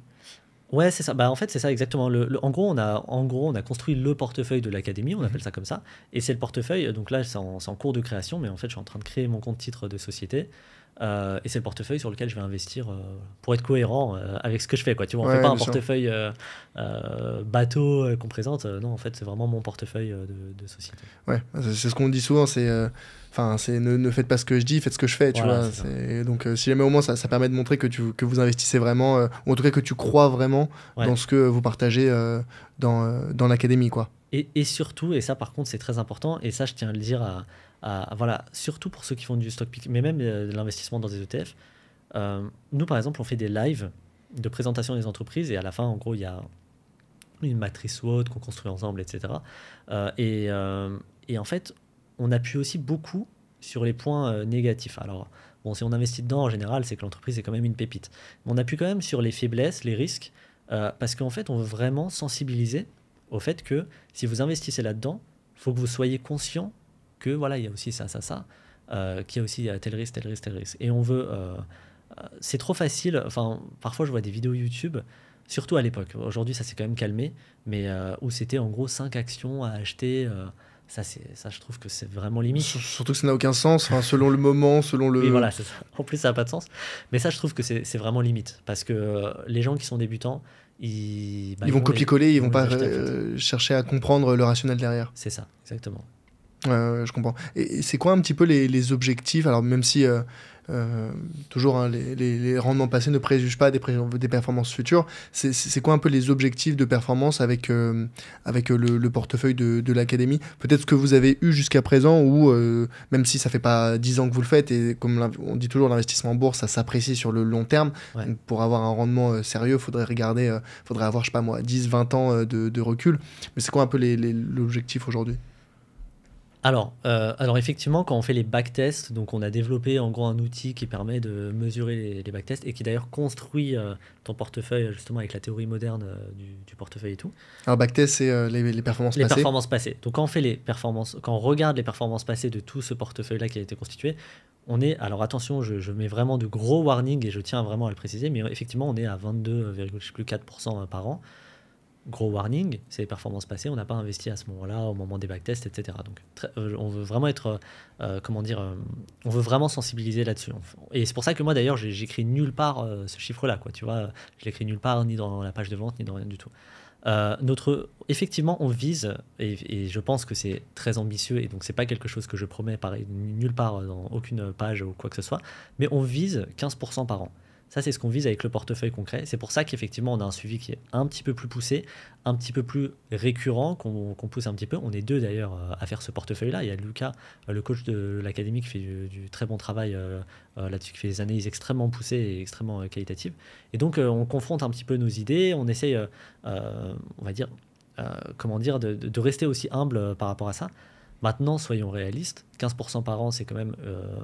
très ambitieux, on ne se rend pas forcément compte, mais 15% c'est beaucoup, mais on considérera quand même que c'est une victoire si net de frais on surperforme le marché sur du long terme, on considérera que c'est une grosse victoire. C'est à mettre en parallèle du temps passé aussi, tu vois, si jamais vous, tu vois, avec tous les lives que vous faites, et en fait je pense qu'il faut aussi mettre en concordance le temps passé, parce que tu dis il y a Lucas, il y a toi, il y a peut-être d'autres personnes de l'académie aussi qui font des analyses. Donc en fait, c'est quand tu mets bout à bout les heures travaillées par, tu vois, individuellement, en fait tu te rends compte que c'est énormément de travail. Donc je vous le souhaite, tu vois, de surperformer le marché, parce que sinon c'est même si on peut jamais être constamment, mais sinon se dirait on fait chier, quoi. Non, franchement c'est clair, si tu sais, au bout de 30 ans on se rend compte qu'on a fait 5% par an. Ouais. Mais, honnêtement, il y a tellement de critères, en fait on regarde surtout, on vire déjà tous les critères éliminatoires. Il y a tellement de critères éliminatoires qu'on vire, tellement d'analyses qu'on pousse, que tu vois, j'ai pas envie de survendre le truc, mais pour moi, je veux dire, à petit capital, hein, je parle pas de quand on est en institutionnel, à petit capital, je pense que c'est atteignable. C'est largement atteignable de surperformer le marché. C'est pour ça que je sais que c'est mal vu de dire ça, mais pour moi, c'est largement quelque chose d'atteignable et qui est vraiment accessible. Mais c'est une vision personnelle là-dessus. Et l'autre truc, c'est que c'est hyper cool de savoir analyser une entreprise, de la comprendre, même pour la culture G, même pour en fait, de comprendre des rapports financiers, de comprendre les éléments financiers, les ratios, les trucs comme ça. Plus tu te renseignes, plus tu te rends compte que c'est hyper passionnant, et ça te sert dans tout dans la vie, en fait. Ouais, tu disais que même toi, ça te servait pour Boursogramme, comprendre quels sont les défauts et les avantages de la société, où est-ce qu'il faudrait faire attention, qu'est-ce qu'il faudrait réduire, qu'est-ce qu'il faudrait augmenter. C'est utile, toi, à titre personnel. Ouais, clairement. Franchement, ouais. Bah écoute, Joe, ça fait déjà un petit moment qu'on discute. C'est passionnant. Je pense qu'il y aura encore beaucoup de choses. Enfin, même moi, j'ai encore plein d'éléments dont on n'a pas parlé. Mais bon, je me dis que ça sera peut-être l'occasion pour un autre épisode, à l'avenir. Mais en tout cas, voilà, c'était très très très complet sur la partie entrepreneuriat. Comment est-ce que toi t'as lancé Boursogramme, comment tu t'es lancé sur Instagram, comment est-ce que t'as fait grandir la communauté, bien insister sur l'utilité, bien exploiter les réseaux, ne rien lâcher, itérer, très important de chercher à s'améliorer constamment, et puis après sur la partie investissement, avoir son socle passif, avoir différentes, si on veut rajouter un petit peu et qu'on est intéressé et qu'on se forme sur le sujet, rajouter des small caps ou bien des grandes capitalisations, faire du stock picking finalement, pour diversifier, pour chercher à améliorer un petit peu son rendement, tout en ayant en tête que c'est difficile, que ça demande du temps, donc il faut vraiment se connaître soi, hein, c'est presque un travail d'introspection, la bourse, et de savoir est-ce qu'on a envie d'y passer du temps, ou est-ce qu'on a envie de juste investir, faire du DCA chaque mois dans des ETF et ne plus y penser. Donc c'est ça qu'il faut se poser avant c'est les questions qu'il faut se poser avant de se lancer. Et puis après, bien comprendre justement l'opportunité que ça représente pour soi, pour demain, pour l'avenir, pour sa sécurité financière, pour sa retraite, même si c'est encore un petit peu loin. Et puis s'y mettre le plus tôt possible, quoi. Exactement. Peut-être la dernière question que je voudrais te poser, que je pose à tous mes invités sur le podcast, c'est est-ce que tu aurais une suggestion pour un futur invité ?